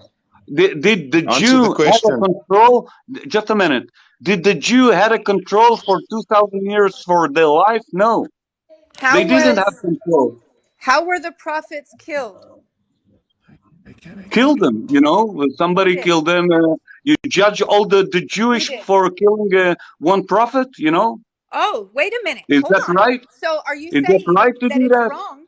Hold on. Are you saying that it's wrong to judge the Jews for killing their own prophets, but it's right to judge a Gentile for killing Jews? No. It's wrong. to me? It's wrong to use. No. Let's make some order. Okay. It's wrong. Just a moment, please. Big Ben.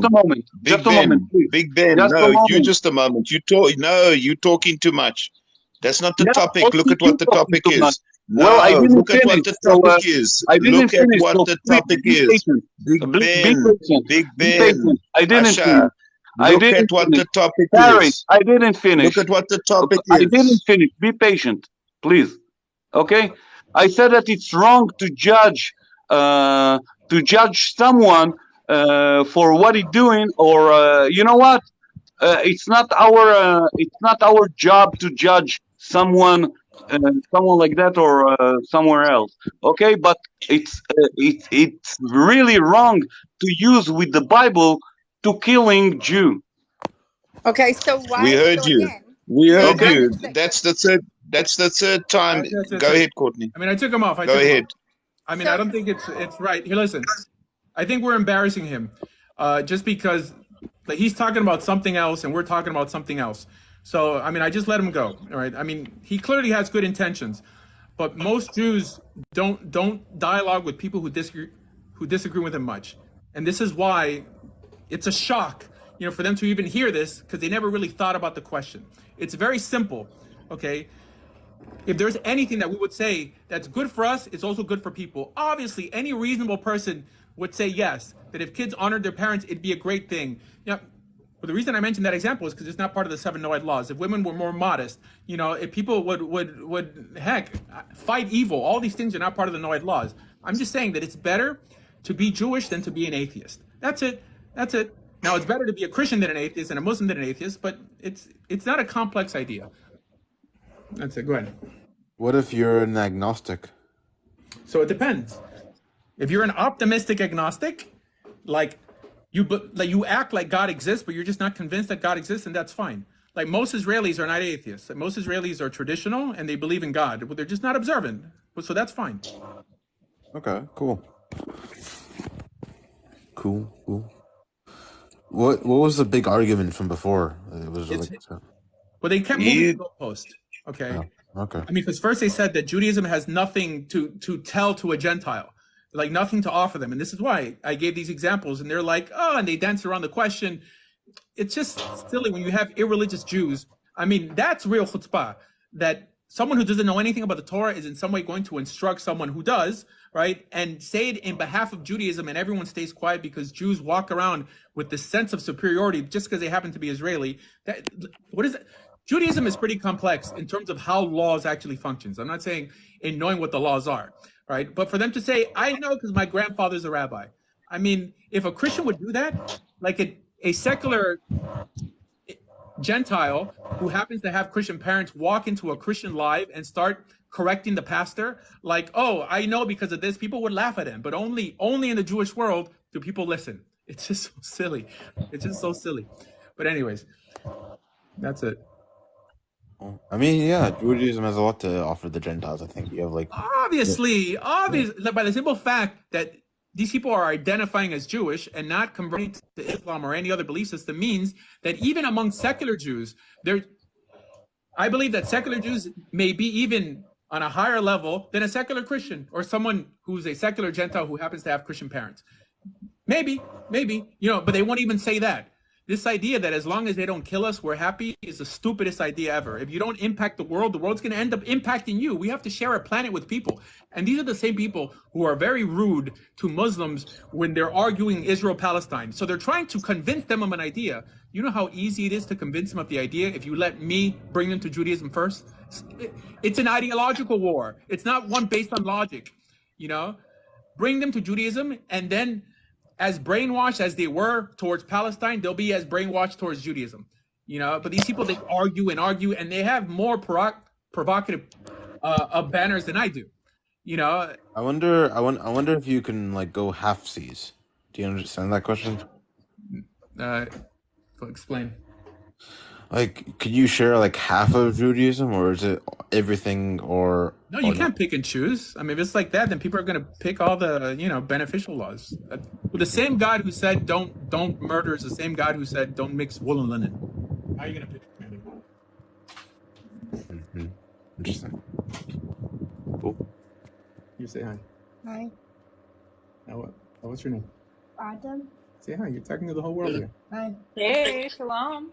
Hello. I've been able That's to your boy, Rob? Shalom. With my dark skin. I got it. He's adorable. He looks exactly like you. Yeah. I got a good deal on him. Bachor. Esha. Hi, what's up? Is he the Bachor? I mean, he's a bacher because he's not married, you know, but he's the firstborn, yeah. The firstborn male child. Yeah, no, but it doesn't count for like a Pidyana Ben, you know, because he wasn't the first. I mean, I have a daughter who's older. What's the significance Okay. in Judaism with the Ben, like the firstborn? Like, why do we have any idea why that is like the top tier? Well, because before the Torah was given, that's what a priest was. I mean, it's interesting that the word Kohen amongst the Jewish people existed before Mount Sinai. So the understanding was that the firstborn child was the Kohen for the family, like, I mean, the chief.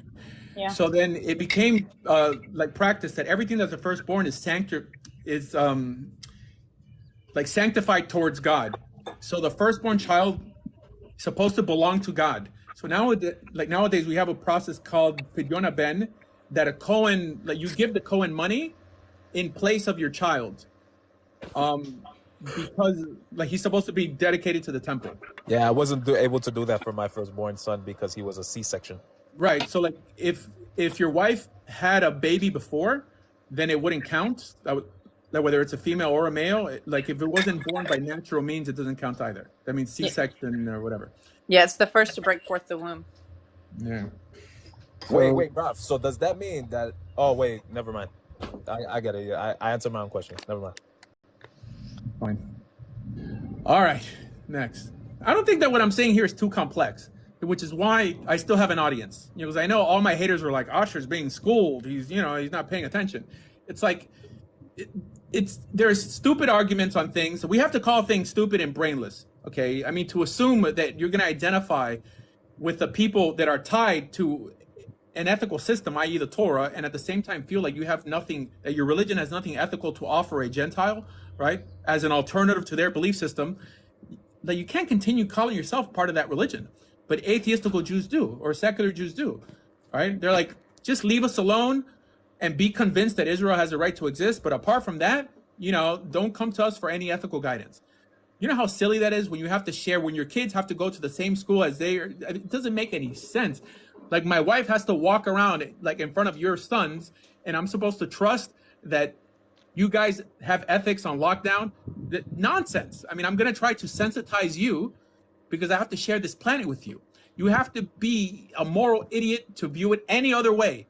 Now, I'm not saying that you have to become Jewish, because people are talking about me setting up a booth or some crap like that, right? I'm just saying it's a good idea that if all my enemies would convert to Judaism, all of Israel's enemies, it'd be a great thing if they all became Jewish, okay? Or even some of them. If Hamas became Jewish, wouldn't that be a great thing? Everyone would say no. I mean, all my haters obviously would say no. And I mentioned this. I was in Israel, and at a Shabbos table in Israel, of course, you're talking about Hamas. And I said, you know what? Hypothetically, it'd be great if they all became Jewish. And they're like, of course, we don't want them. Because they're going to come and they're going to be like the Erev Rav and they're going to convert for the wrong reasons. Oh my gosh. Gentiles hear Jews talking like that. And this is why people hate Jews. This is why people hate Jews. It's true. There's what to hate, okay? Because the average Jew thinks in a primitive manner. I'm sorry. The average Jew, even religious Jew, and the reason secular Jews are like this are because of the rabbis. Because the rabbis have a broken moral compass, right? No, but wait, how can that be true? How can that be? That doesn't make any sense because you have books and books and books of thinking back and forth in like this arrow this way, this arrow that way. Post Kabbalah. Okay, but it's still there. No, because Kabbalistic Judaism separates the world between Jew and Gentile, not between Torah keepers and non-Torah keepers. The idea of a Jewish neshama is from the Zohar. That what makes you special is not whether you keep mitzvot or not, it's because you have a Jewish soul. And this is the first 2 chapters of the Tanya. That the soul of a Gentile comes from the Sitra Achra, from the unclean klipas, and about a Jew, it says, Chelek Elokam Imal Mamish, that the soul of a Jew is actually part of God, whether he keeps mitzvot or not. This is, if any other group would say these things, they would properly be called racist and bigot. But Jews could get away with it, but I'm not going to let them get away with it. So.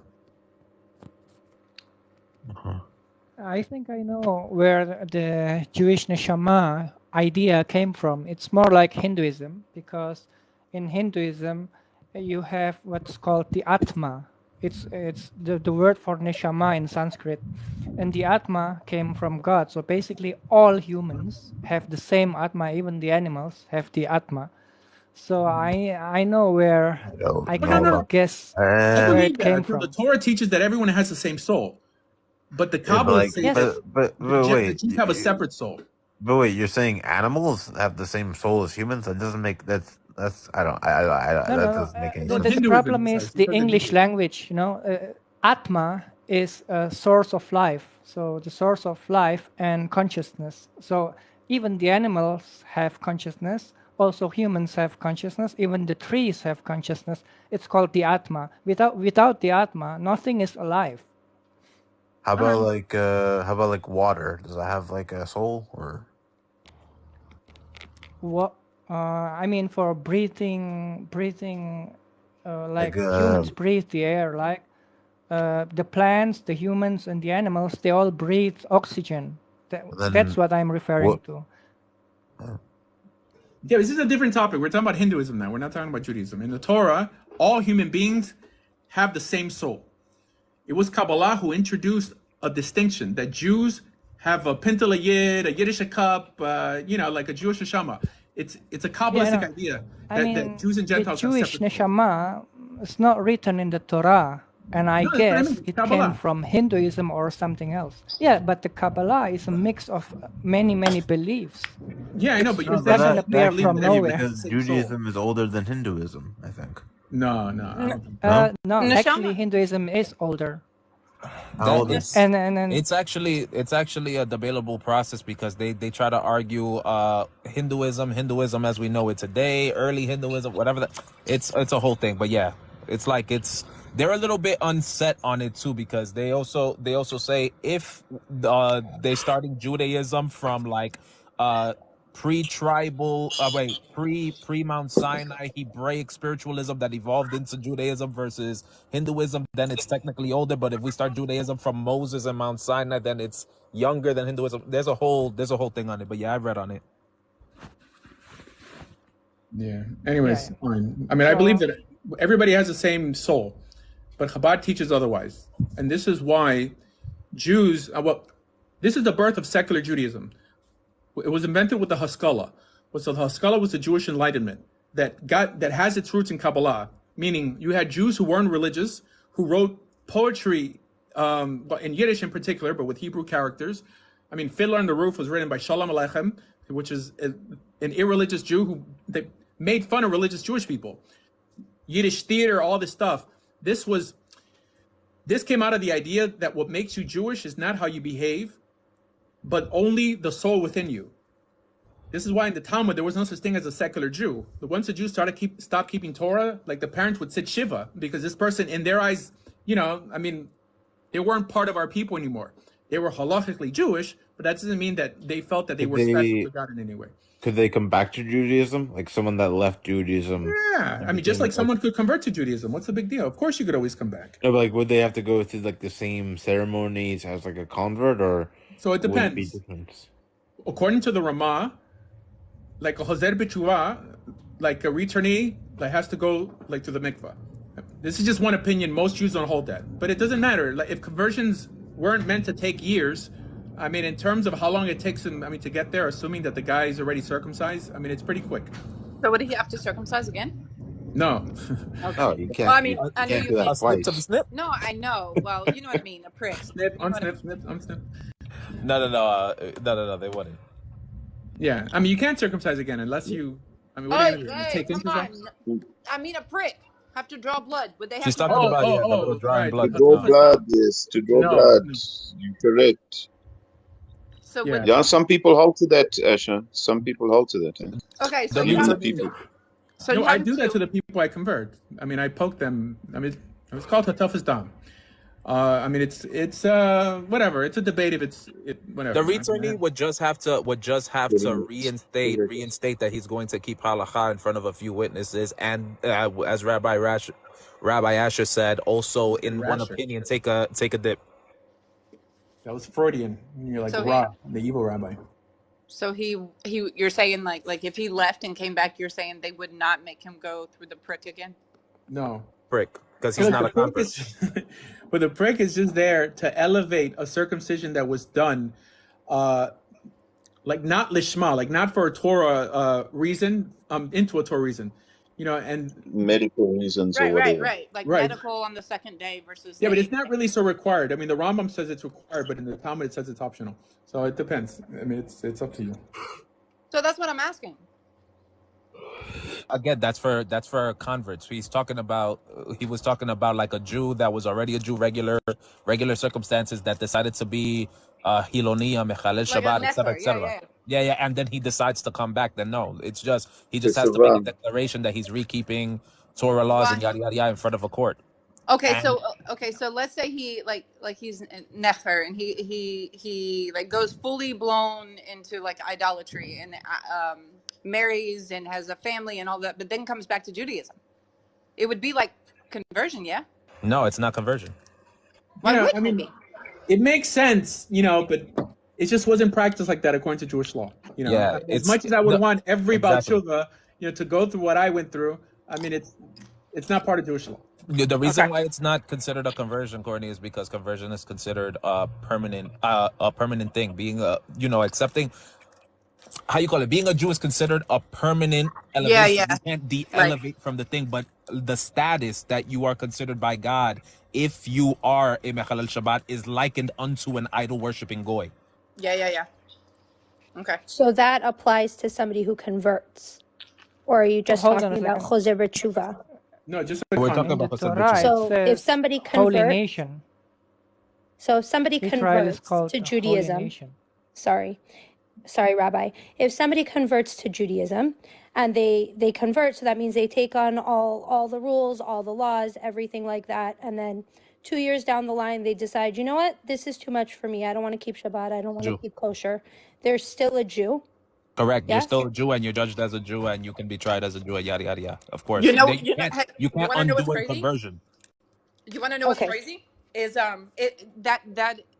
okay, so Dr. Michael Brown, yeah? Born Jewish. He was kind Yeah, of I've heard of him.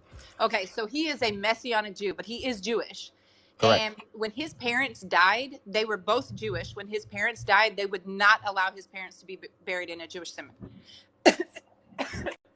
This is where we get into the problem of what does the halacha say versus what do people do. You know what I mean? So technically he's Jewish, but they said you're not Jewish because you believe in Jesus. Yeah, well, I mean, you even have rabbis nowadays. How you call it? You even have rabbis nowadays that, let's just say, you get converted by a rabbi, right? And you get converted according to the correct way, according to the court, according to whatever, right? And then let's just say 20 years down the line, that rabbi decides to be a complete like Hiloni, Mechalel Shabbat, all of that stuff, and they it's like they almost try to cancel culture that rabbi and whoever he converted in the and past nullify 20 your years. conversion. Yeah. Exactly. So All right, hold on. So about this cemetery thing, there's truth to the idea that if you're convinced someone is an idolater, you're not supposed to bury him amongst Jews. Now, nobody does this nowadays. So this is how it becomes a double standard, because they only do it towards Christians. If you're an atheist, they throw you in a Jewish cemetery. What became a halacha is a statement that appears in the book of Psalms. That means the rabbis took it from there, that I believe that you're not supposed to bury the righteous with the wicked. It says, like, don't number me amongst the wicked or something like that. So a Jewish cemetery is not a cemetery where everyone has a Jewish mother, according to halacha. It's a cemetery between Torah keepers. Atheistical Jews are not supposed to be put in a Jewish cemetery. I know they do it nowadays. They do it? Yeah. Yeah, but it's not supposed to be like that. As a matter of fact, when a kofar dies, we're supposed to have a Suda on top of his grave, to celebrate that he's dead.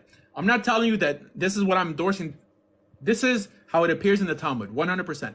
Okay, so nowadays, because of Kabbalah, we separate the world by tribe. If you have a Jewish mother, whether you keep mitzvot or not, you're Jewish. It was never viewed like this in Jewish history. This is absolutely new.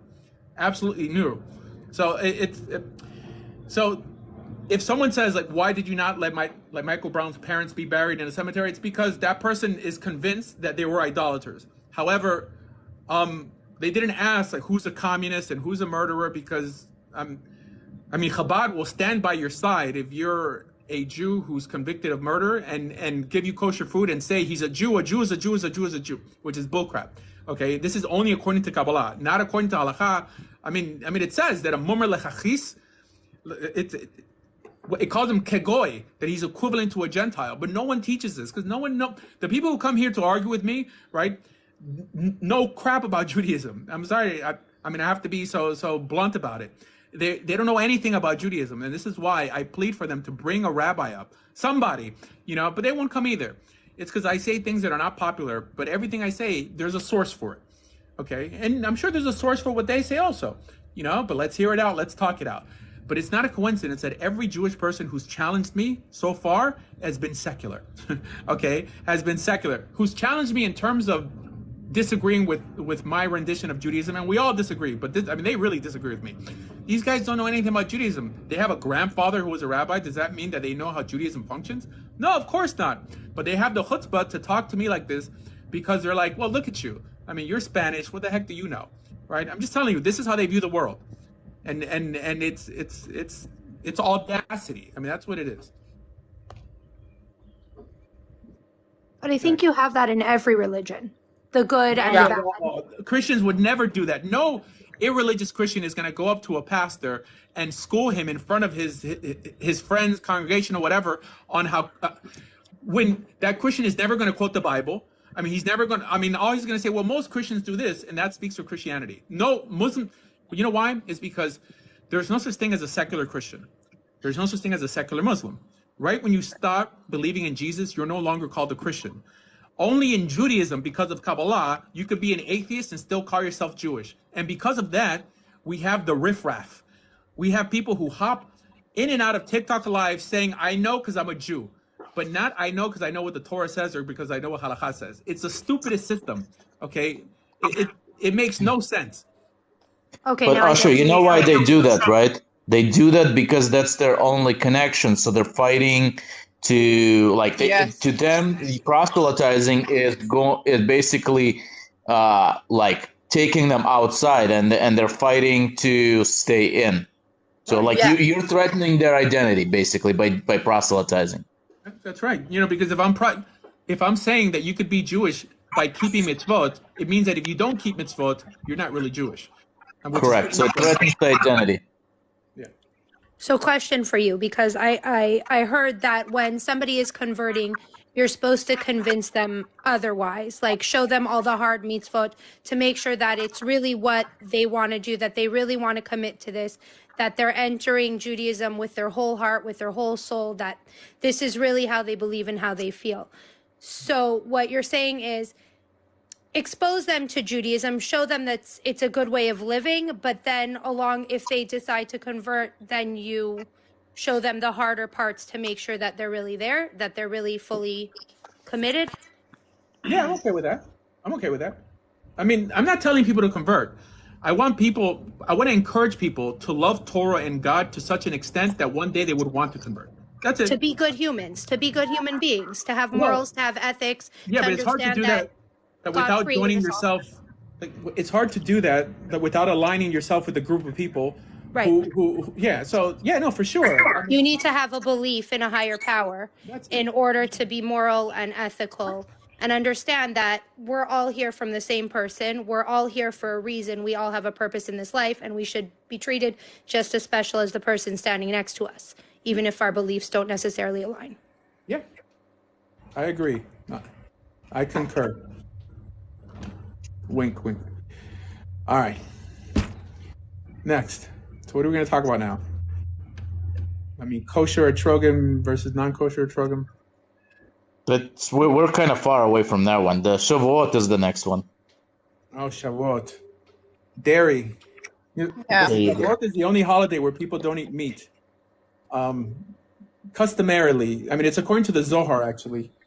Why is it connected to the Zohar? The reason we don't eat meat, it's not because they'll tell you that it's because milk is like Torah, but that's not reason. There's a Kabbalistic reason. I've heard because they didn't have kasher before the Torah was given, so they didn't know the laws, so they ate dairy before receiving the Torah, and then once they got the Torah, they knew how to shech the animals, and therefore than had meat. So a lot of people have the custom. Yes, that's a good But that reason. logically doesn't make sense because they were told how to shita the lamb for the Passover while they were still in Egypt.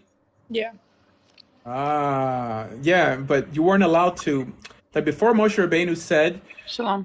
on how to slaughter for personal eating, you could only eat animals that were slaughtered ceremonially, I mean, as a korban.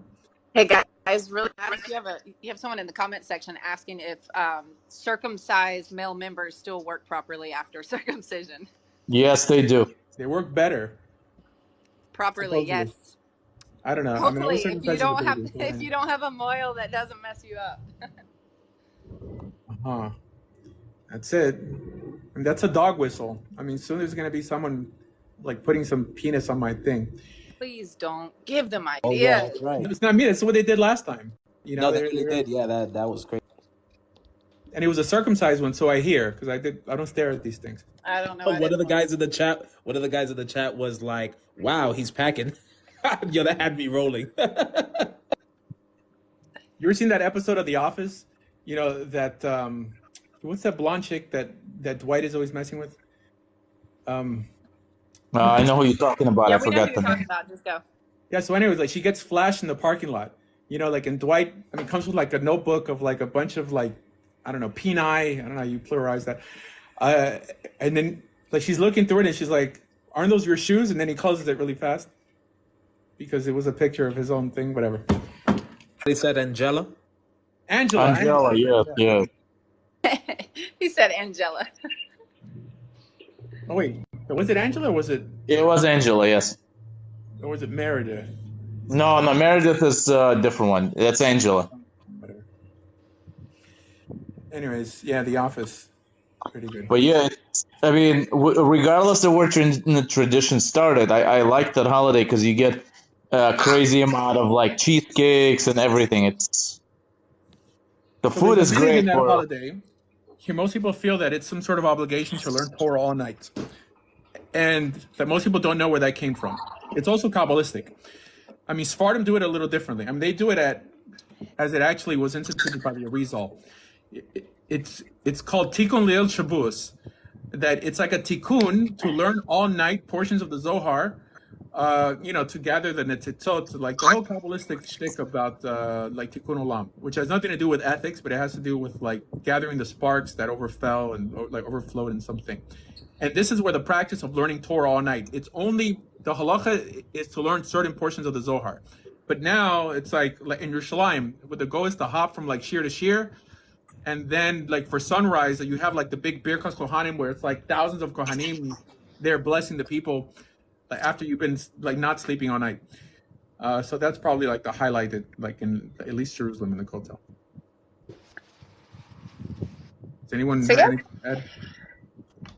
No, you still have the guy in the comment section wondering about circumcision. Y'all want to explain it to him? No. That way it's not a female explaining it to him. You know, but what's the question again? What is his question? He just doesn't understand what's it for. What does it have to do with God? I mean, I've explained it to him, but God said to do it. That's it. It's very simple. God said to do it. Come on. Some people need more convincing. Well, God didn't give a reason. He just said to do it. Yeah, he did. He said it was the outward sign of the covenant. It's a sign. Yeah, it's a covenant. That's it. It's how you sign a contract. You know, why do we put a signature on a piece of paper? Because it's tradition. God told us to trim the piece of skin. That's our signature on the contract. That's it. Blood covenant. The covenant between man and God of like a future mitzvot to come, like all of the above.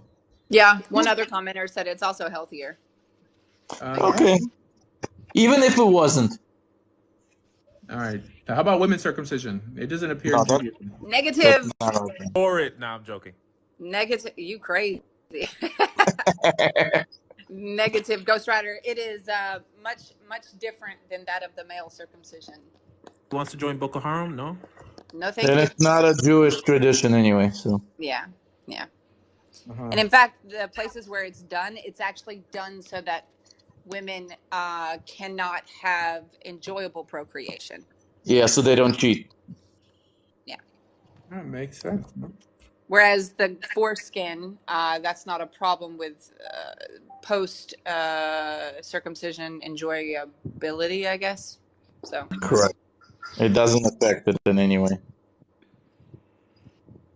Yeah. All right. I hope that helps. Sixth something. Maybe he wants to convert. That's why he's interested in circumcision. For a lot of people, that's a big issue to overcome in a conversion, right? That you gotta get snipped. Yeah. Snip, snip, snip. Right. And it's done typically and scientifically. I find this to be a good proof of God, in my humble opinion. Reuven doesn't carry the way I think, but that you're supposed to do it on the 8th day. And the reason why I believe this The is vitamin K.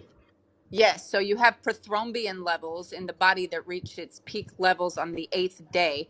And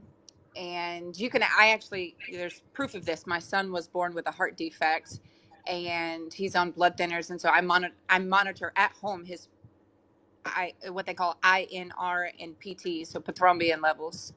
And they peak and they're at the absolute highest on the 8th day. So Yeah, whenever you highest that they will circumcise, ever be in their life on the 8th day. yes. And so when you circumcise, there's no risk, if done properly, there's no risk of bleed out or anything like that. So there's a reason why Hashem said not to do it on the 1st day or the 2nd day. I think the 8th day is the most safe. It's also easier because kids recover faster. Oh yeah. No, absolutely. When I give my son Brit Milah, it was like I blinked and his Brit was perfectly fine. Less than a few days. Yeah. Looks prettier. Yes, it does say in the Torah that on the 8th directly day. in the Torah, word for word, it says on the 8th day you shall circumcise. Yep. I feel like it's kind of funny. I feel like it's kind of funny that Ishmael got circumcised on the 13th year of his life, and Muslims circumcised on the 13th year, and then Isaac got circumcised on the 8th, and obviously we know Jews circumcised on the 8th. So no, Muslims also circumcise early when they're babies. They don't wait till they're on the 13. 13th year. 13th. No. I asked that multiple times from different people. They all told me they do it as little kids. They don't wait until they're 13. I've asked Arabs that they literally told me they do it on the when the child turns 13. So I don't know. I guess maybe it depends the community. Dude, that would suck. Yeah, no, I spoke to multiple ones, and they all say that it's done as little kids. And the creepy So part is some of the Muslim community also circumcise the women. So this is creepy. But that's not the religious commandment. That's the cultural thing in those communities. It's not something that they're commanded to do. So there's a good half of the groups consider it something from the prophet. So if of it's course, something but from look the at prophet, Judaism. Look at Judaism. We have communities where they have billion different traditions that appeared in the last few hundred years, and they claim that those are just as valid as the Torah received at Sinai. So communities make up their own stuff and try to justify it. So there's a good comment. So what if, and this is something I know Jews don't have a problem with, what if a child is born and then the circumcision falls on Shabbos, and you would do the circumcision? You still do the circumcision because it's considered a higher command. But with that being said, that's kind of what Asher, there was a commenter that was saying about what is work. And then I made the comment that priests work on Shabbos, and other people, etc. And so this would not be considered a work per se, because you're doing the mitzvah.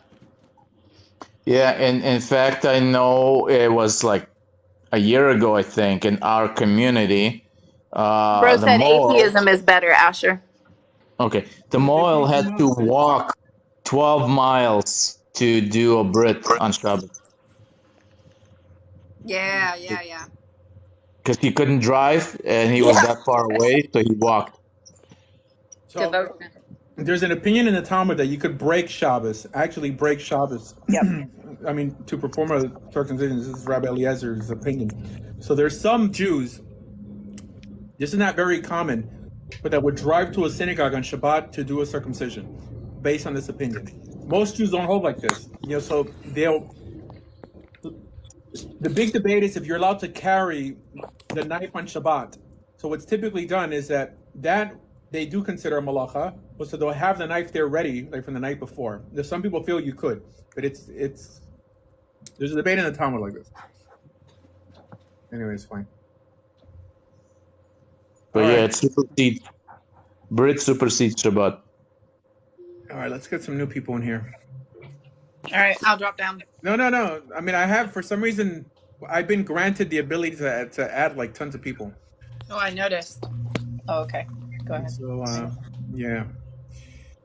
Whoever wants Tell to come us. up, Tell ahead. us, whose toes are you sucking on to get that ability, sir? What? Oh, got spicy now. No, tell me. No, I'm saying, what TikTok god are you submitting to? Wait, guys. Somebody had a question. It says, why was Ishmael circumcised at a different time versus the Yitzhak on the 8th day? Did God change his mind? Chosen Yeah, I child. just answered that. So no, it's not that God changed his mind or yada yada yada. It's just when they actually gave when Abraham received the law to circumcise himself and the people in his community, Ishmael at that time was 13, and Yitzhak was 8. Yeah, Abraham was was what 99. 99 at that time, I think, or what? Yeah, Abraham was How old 99 himself. Yeah. Yeah, Abraham was 99. So yeah, it's just that's the time when it was given. Ooh, that's some trust. Hey, Rabbi, I found that scripture about Jephthah. Okay, right. It was. You can look at it later. It's Judges 11:36 through 40. That's where I think we were talking about it a few hours ago, and then I had to jump off. He actually wins the battle, like you said. And then he says the first person he sees, because he beat the Ammonites. And then he says he will offer up the first person. And then in verse 40 from Judges 11, it says, from year to year, the young women of Israel would go to give commendation to the daughter of Jephthah. So. Are you talking about Judges 11? Yeah, because I did a video on this recently. Yeah. Sorry. Oh, look at that. I got to go check it out. Yeah, so we were talking whether she was sacrificed or whether he gave her to the Oh no, he would have gave her to the authorities, and that's why the women went up to visit her until obviously she would have died in her old age, and then that tradition stopped. Right, because Rabbi was right. She did go up to the mountain for a few months, and then she came back down prepared, Jephthah's daughter.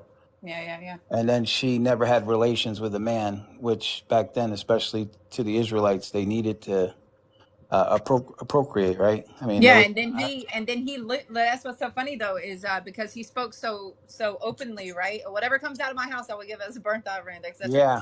He speaks stupidly, and then he ends up losing his continued inheritance. He receives it, so he moves back to a place. They make him head, and then because he has a female daughter, he will never have, like, he doesn't have a male. That's so a he good doesn't point. have the continuing of the line. So he has a female daughter, which according to the Torah, Numbers 27 and 36, she would have had to marry back into the same tribal affiliation in order for the father's inheritance to pass on to her. Right. But she died a virgin, so he never got that Yeah. chance. Hold on. All right, so nowhere here does it say that she was consecrated to the temple. I mean, the understanding is that they're in some way commemorating who she was. It says, like, from this comes the Israelite tradition. The Israelite tradition, I mean, not that they actually went, to like hang out with her till she died. It says that each year the young women of Israel go out for 4 days to commemorate the daughter of this, but not that they were there visiting her. The understanding is that this lady ceased to exist. No, it just, it sounds like that. But then when you keep reading, it discusses her virginity and all of that. It'd be silly to discuss. No, this is the last verse. Read above it, bro. No, above it, but this is talking about, okay. It says, you may go easy over 2 months. She and her friends went to the hills and wept because she would never marry. So, i.e., because she's going to die before she got married. After the 2 months, she returned to her father, and he did to her as he had vowed, right? And she was a virgin. Well, in my research, the word in Hebrew in 1140 is tanah. And that's also in Judges 5:11. It says recount, like to So if they were going to give her commendation, I don't know if somebody's eating chocolate, but in Judges 5:11, the same word is rendered recount, rehearse, to give commendation. So that's that's from my study. I mean, I could be wrong, but you guys are more efficient No, in I'm looking Jewish. at the Hebrew now. So Tonah is also in 5:11. That is a recount, a rehearsal, or like it says, I would give Israel would give commendation to the daughter of Jephthah, the Gileadite. I mean, that's as far as I got from, because I remember this from, if you give a vow and then you don't know the extent of a vow, you still need to keep it. So like Courtney was right. She said he ended his line, with his daughter, and that's why he ripped his garments, right? So he would rip his garments because two things. It was his only daughter, and which also I use this as the only begotten, right? So only begotten means one of its kind. I think they also use the word, right? That refers to one in here. And then two, it was that they would visit her from time to time, from year to year, actually, once a year. So it's not literally there, pretty much. It's not literally there. The word T-A-N-A-H is not in 1140? Yes, the word letanot means to recount. Right, that's what I said. Or like to tell over. Or rehearse, yeah. Recount, rehearse, repeat. Yeah, so here it's translating it as lament. So that lamenting is a form of recounting in a negative sense. Like it's a shame that she died.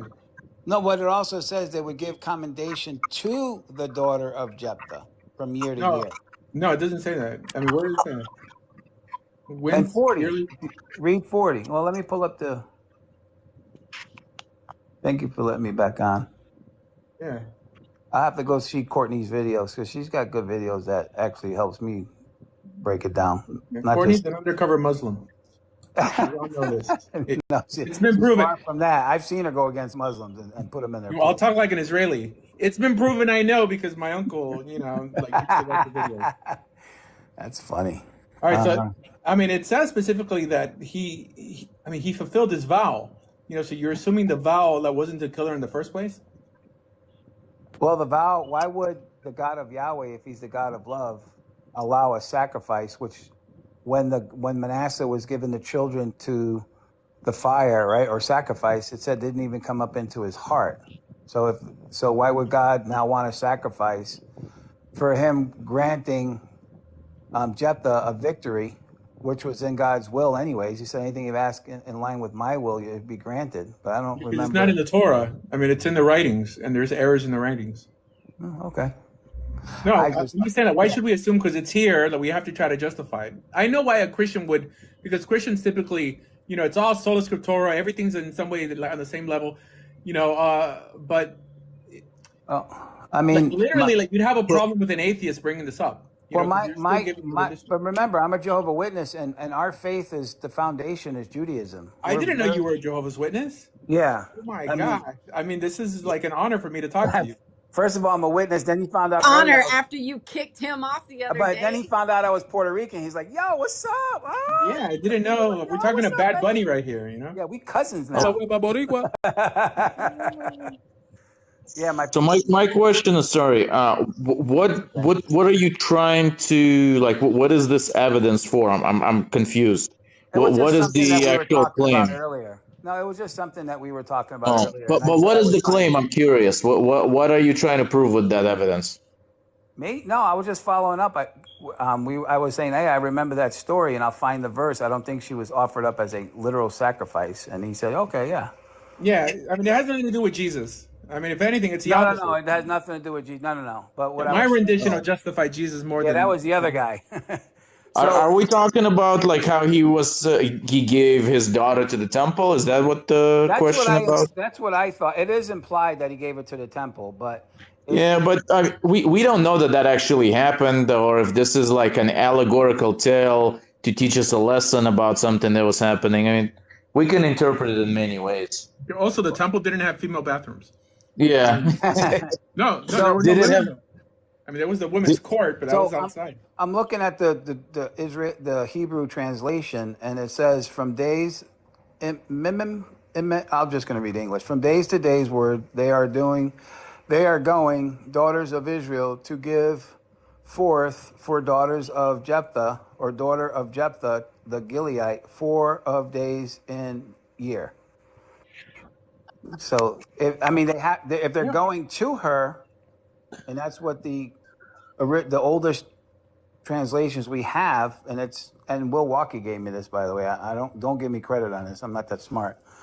So what occurs inside the Kingdom Hall? I'm just curious because you guys have no windows. I don't know what's happening. Yeah. We we throw the dice around. We try to make water to wine. They're in there rolling cigars. We buy all the Easter Bunny chocolate after the holiday. I have a better question. Is it true that only like 140,000 people will go to heaven? 144,000. So 104. Yeah. So 144,000 sealed is what Revelation says. So what happens to the rest? So the There's rest. heaven on earth. So Matthew. So I believe in the gospel, right? I don't believe in triune or anything like that. So according to what Jesus said, which he's quoting Psalms 37:11, the meek shall inherit the earth. So we know that God's original purpose was to turn the earth into a paradise. That's why when he said, truly I tell you today, you'll be with me in paradise. A lot of Christians say, well, that guy's in heaven. I'm like, no, well, one thing, Jesus didn't go to heaven. Two, to the Jews, paradise was never heaven, from my understanding. So what happens in the Kingdom Hall is we basically study the Torah or the Hebrew scriptures in order to have an understanding of the gospel and the Greek scriptures. So we intensely study the whole Bible, but our foundation, no blood, no statues, one God, we're very close, if not, cousins to Jews, because we evolved from that faith. Where other people contest you guys, I don't understand why Christians attack you guys, but you can't have Christianity without the Jews. I mean, that's biblical. Christians attack us because they can't debate Muslims, so they have to try to go after Jews. Well, even the Muslims, I always show respect and favor because even the Muslims too. I mean, you wouldn't have Islam without Christianity or Judaism. I was just joking. I was going to say, actually, you have more Christians debating Muslims than you do Jews. I was just joking. Yeah, well, I mean, the Muslims do quote the Bible and say there's no Trinity, there's no idols, and they do. And I go in there and go, hey guys, you're right. And then somebody says, wow, you're a Muslim. You said they were right. Well, I don't care what doctrine you are. If you're quoting the Bible, like Deuteronomy says there's one God, and even Jesus said there's one God, I don't care who you are or what label you come with. If you're quoting scripture and it's correct, then you're right. So I'm curious. The 144,000. How is that determined? Is there like a lottery, or is there like specific things that you have to accomplish in your lifetime? Well, it's a little bit of explanation, but I can tell you when Jesus, of course, we believe Jesus is the Son of God. So according to what the Bible that we incorporated, which is 66 books, and when Jesus made the covenant with the apostles, he didn't make it to everybody. See, so when in Jeremiah 31:30-33, God made a covenant with his son, right, according to my studies. And then Jesus literally says, after he dismisses Judas and he dismisses the attendants, remember, so this is only to a specific 11. He said, my Father made a covenant with me, so I make a covenant with you. So then when you talk about the Sarah is the spiritual Israel, and Hagar means oppression, then you're talking about it's no longer open season, so to speak, because that's why the Pharisees who denied Christ were going to be gnashing their teeth. But then there's a new spiritual Israel And that's the 144,000. Because, and I'll finish up, why would Satan's sin grant everybody access to heaven when God's purpose was for Adam and Eve to always live on earth? That would mean that Satan made it better for us, because I think it would be better to be an angel in heaven than be on earth, because God even said, Jesus was a little lower than angels. Does that make sense? Not really, because I still don't understand how you get picked out to be one of those 144K. Like, is it by blood? Is it by merit? What gets you there? All right, so that part, so after 144,000 is mentioned in Revelations, it also talks about an adoption. So the adoption for the anointed is literally a calling from the Holy Spirit. It's not. People think, well, I'm born again, and when Jesus said, according to my studies, when you're born again, it doesn't mean you're born again and you're imperfect, because the Bible literally says, corruption cannot inherit incorruption. So people walk around in my biblical experience and say, well, I'm born again. Well, how are you receiving that gift when, one, you're not a new creation, you're still the guy that just accepted Christ, and two, literally the anointed or the 144,000 or anything heavenly is when you get to heaven. That's why it's called a new creation. So it is an adoption. Now, not everybody gets adopted. Adopted is a choice. A parent, a father, in this particular case, goes around and he literally chooses the children who he wants. Not everybody, you walk into an adoption place, not everybody gets chosen. I'm sorry. Now, in this day and age, everybody gets a trophy, right? Even if you lose. That's not according to the Bible. The Bible is very specific on who he gives that grant to.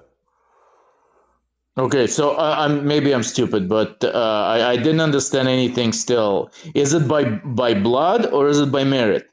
Just like I don't think you're stupid. I think you're missing. I'm trying to sum it up. So if you adopt somebody, you don't adopt everybody. There's only specific people that have a chosen race. As 1 Peter 2:9. No, hold on. You're giving me a reason why it's a limited amount. I'm not asking that. I'm asking, how does one become part of that amount? Is it by blood or is it by merit? It's anointing. I mean, who does he have to bribe? He's asking. Yeah, if it was the Boogie Down Bronx style, then yeah, you pull out the dollars of scridiology, and then you throw it a little. That doesn't happen. So Romans 8:16 says the Spirit itself bear witness with our spirit that we are God's children. So in Rome is also enlightening to the chosen race, written in 1 Peter 2:9. 1 Peter 2:9 literally says you are a chosen race, a royal priesthood, a holy nation. So like I said, if everybody was in heaven, then who's God ruling over? Hold on. Okay, so the society, like the Kingdom Hall, they have a list of everyone already. They decided who the 144,000 are. There's no one nowadays alive that could get in there. No, that's it's closed already. No, so what criteria did they use to determine height, foot size? Ethics. No. It's a misconception that we know.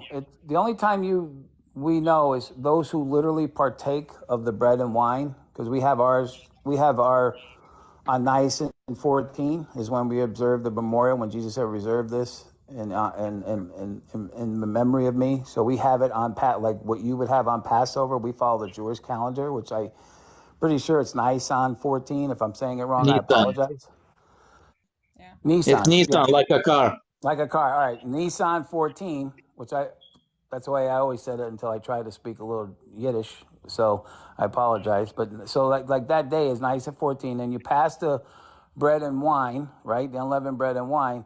And those who partake literally eat it, right? Like the apostles did.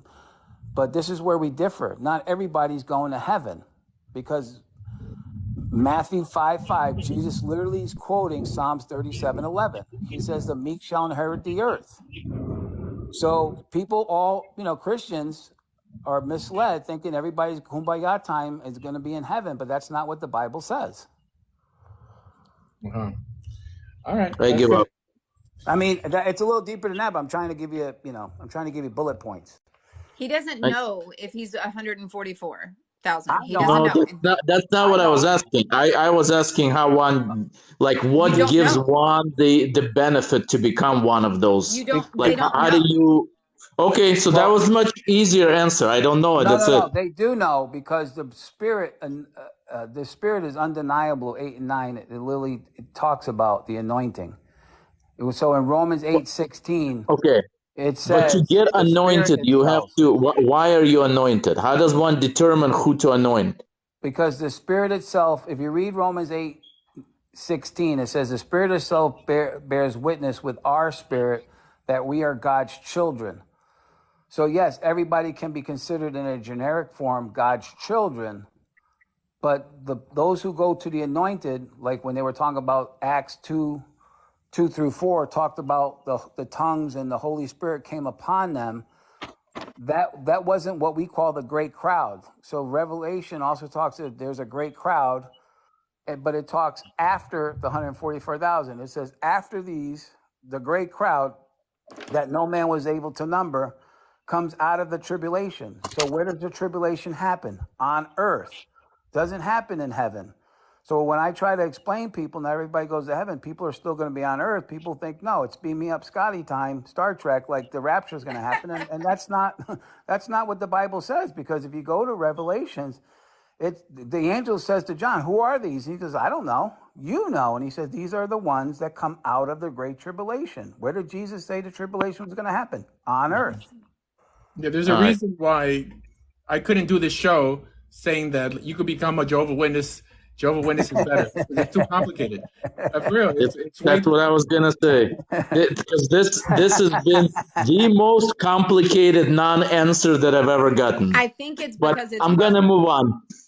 Yeah, that's fine. Revelations, if you read Revelations 7:1-15, it'll talk about the anointed and it'll talk about the great crowd. Okay. And I'm sorry. I've read Revelations. Obviously, I'm not a Christian at all, and I don't mean this in any demeaning way, but I like it because it's entertaining. Right. Have you ever read the book of Daniel? It's pretty entertaining too. Absolutely, Daniel's a nice book. Yeah, actually, yeah. And Ezekiel's an awesome book too. Yeah. You know, I'm not a fan of all those books. I prefer one Torah. of the downsides of dying young, I mean, think about it. I mean, most people who die are older.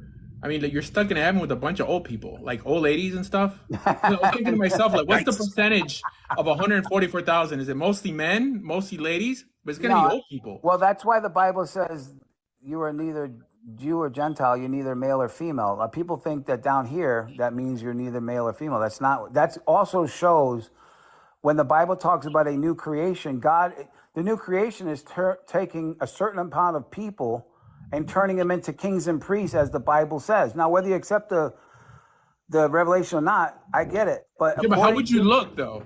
I think you would be buff. I mean, I think you'd have angel abs and be all beavered out. I don't Angels have abs?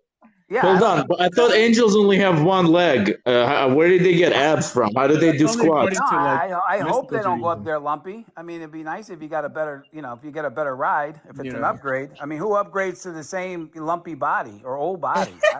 Angel Botox. It's like, hey, come to Double the Ds. VIP section of the plane, and then it's the same stinky section with no drinks, no sips, nothing. I mean, that would stink. Yo, what's up, guys? I'm here to talk about Jewish and that. All right, let's do it. I would like to learn more about thing I got, your words and stuff. Yeah, I would love to listen. Yeah, okay, so I don't know a lot about like Jewish and stuff, yeah. But do you know like do you know the rapper, like what's his name, bro? BLP Kosher. Do you know that guy? That's like the only BLP Jew I Kosher, know. love him. Do you know him? Yeah, I do. I don't know him, but this guy does. Yeah. Ah, okay, that's why. So do you like claim him in that, or is that like your religion? Oh yeah, I mean, I don't know enough about it. I claim him. I claim You him. sound like Ali G. See, I claim him as well, and I'm not even Jewish. I just wanted to know what you think about that. Booyah. Cool. Have a nice what's a nice Jewish thing I can say? Oh, well, you could, consider becoming Jewish. I mean, look into it. It might be for you. I mean, if you like that rapper, I mean, people have converted, for sillier reasons, but you never know. I've had people convert to Judaism, like, because they like Matisyahu. You remember, like, Matisyahu, like the rapper? Yeah. Yeah. All right, well, you never know. All right. All right. Yeah, cool, guys. Anyway, have a happy Hanukkah, my guys. All right, see you guys. Hanukkah's far away. Wait, Sorry. the question I wanted to ask him was how was he able to come up without 1,000 followers? Because isn't Well, it that depends TikTok's where new he's rule? from. He had the Holy Depends where he's Ghost. from. Interesting. So Wait, what do you you mean know, by the that? 1,000 followers is only for North America. The 800 is for Europe, and then the rest of the world could go with Hey, like what a few good-looking Oh, followers. young man. Hi, I young man. honestly didn't know that. Yeah. I thought that was like just a rule all across the board. Nope. Hey, young man, how are you? They're racist Little against rabbi is in the Americans. house. They're like, Little we So only rabbi want is to in hear the you house. if you have 1,000 followers. So like people in Africa or Central Asia can go with like 2 followers, 1 follower. Wow, It's like that's the kids awesome. commercial. Remember, what's that cereal that you would flip over the thing and it's like frosted and it's like a little kid like appears like it's like little Asher Meza. Oh, yeah. Hey, so is Asher? Did you look a lot like him when you were a kid? Similar? I mean, I have a little more darker skin. Well, of course, But I guess I don't know. Is he todo Boricua? He's 100%? Total boy. No. Well, I'm not Puerto Rican. He's not Boricua. I'm the one that's Boricua. I guess. Oh, Let's I ask thought... him. Ask, He's Colombian. here, Just Adam. Colombian. almost. Same thing. Wait. Adam. What do you watch on your TV? I don't know. Fat toast? What did he say? That's a good boy already. He's on the right path. What's fatos? No, fat hose, I think he said. Oh, fat hose. Oh. Did he really? Asher. That's my son. That's Definitely that's your not son. And I'm sure he meant PHAT. Oh yeah, of course. Rob. Yeah, that's a good man. That's a manly boy right there. That's a good boy right there. Top G. You can imagine What color is your son's Bugatti? Bugatti. All right. Let's keep the jokes to a minimum, guys. Yeah, that wasn't rehearsed, by the way. Oh, I get it. You know, it's just in the blood. Asher, I'm gonna swap to my cell phone from tablet. I'll be right back. All right. Too much info. So, Courtney, I'm everybody, but I'm also doing the 2 twigs. You know, the one that comes from Judah and the other one that doesn't. 2 sticks. 2 sticks, yeah. Ezekiel 37. Yeah. So Yeah. one of them, and I haven't finished. I just started like a week ago. I told you, but who gets to it? But one of them is the priestly class, right, or the kingly class, and the other one is, lack of a better word, general population. So that's why I think I'm trying to see if there's a connection between the anointed 144,000 and the great crowd. So I haven't finished yet, but it's deep because once you open up Ezekiel, all of a sudden it's like the deep end, you know, and hopefully the lifeguard's on duty because you can swim in that all day, you know, and never come up. That's why you focus on Torah, not on Ezekiel. You don't need to focus on Ezekiel. It doesn't add anything to your Torah study. Yeah, I mean, sometimes I fall asleep to it because we have online Bible Ezekiel, and I tell you, those dreams are nice. I mean, what he went through and what they exposed in the temple, worshiping that sun god, and literally the women who were wailing because of the pagan goddess, they were crying, and you know, Ezekiel God calls them apostates. I mean, it's pretty deep. I like it. It shows you can't get away from nothing. You know, even if you hide and you perpetrate like you are a Christian or whatever, you know, it shows how God really dislikes the hypocrites, because basically that's what Ezekiel was exposing, was the hypocritical class within the temple, which for me, I'm fascinated by it. But I do think it's a deeper meaning, the 2 sticks. Like a mystical joyride, psychedelic. Yeah, you know, the whole classification of angels in Judaism comes specifically from Ezekiel. The idea that we think that cherubim have baby faces, and this is why every time that we design the Ark of the Covenant, we do it with baby faces, is only because of Ezekiel. The understanding is that cherubim actually had like bird faces. 4 faces, yeah. So Ezekiel like brought in a lot of outside influence regarding how angels look. Because the Torah didn't even say that cherubim are angels. But whatever. Rav, are we sure that it says it's a Ezekiel man's wasn't face, a bull's puffing on face. that acacia wood? Say it again. I said, are we sure Ezekiel wasn't puffing the acacia wood? Oh, the acacia wood. No, you said the ketoret. Is it ketoret? The acacia wood was what the Kohen used to go into the temple with, and it gave you the psychedelic effects. Was it acacia wood? No. Yeah. It's no, there was one that it sounds like cannabis. It's cannabosim. Yeah, cannabosim. That was part of the incense. Well, but one of the other ingredients was the acacia wood. All right, whatever. I'm pretty sure. No, in Israel, there's this group called Nanachs. They're the ones like who constantly say like Nana Nachman Nachman Meuman, and they dance with the white kippahs like the Breslover guys, and they're constantly high.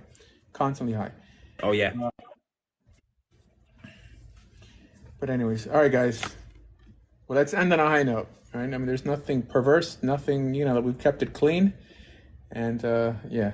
I got stuff to do. All right, thank you. Yeah, and I lasted this long. I appreciate that. Yeah, no, I'm like that guy Simon. Like you need 3 X's. All right, take care. Bye.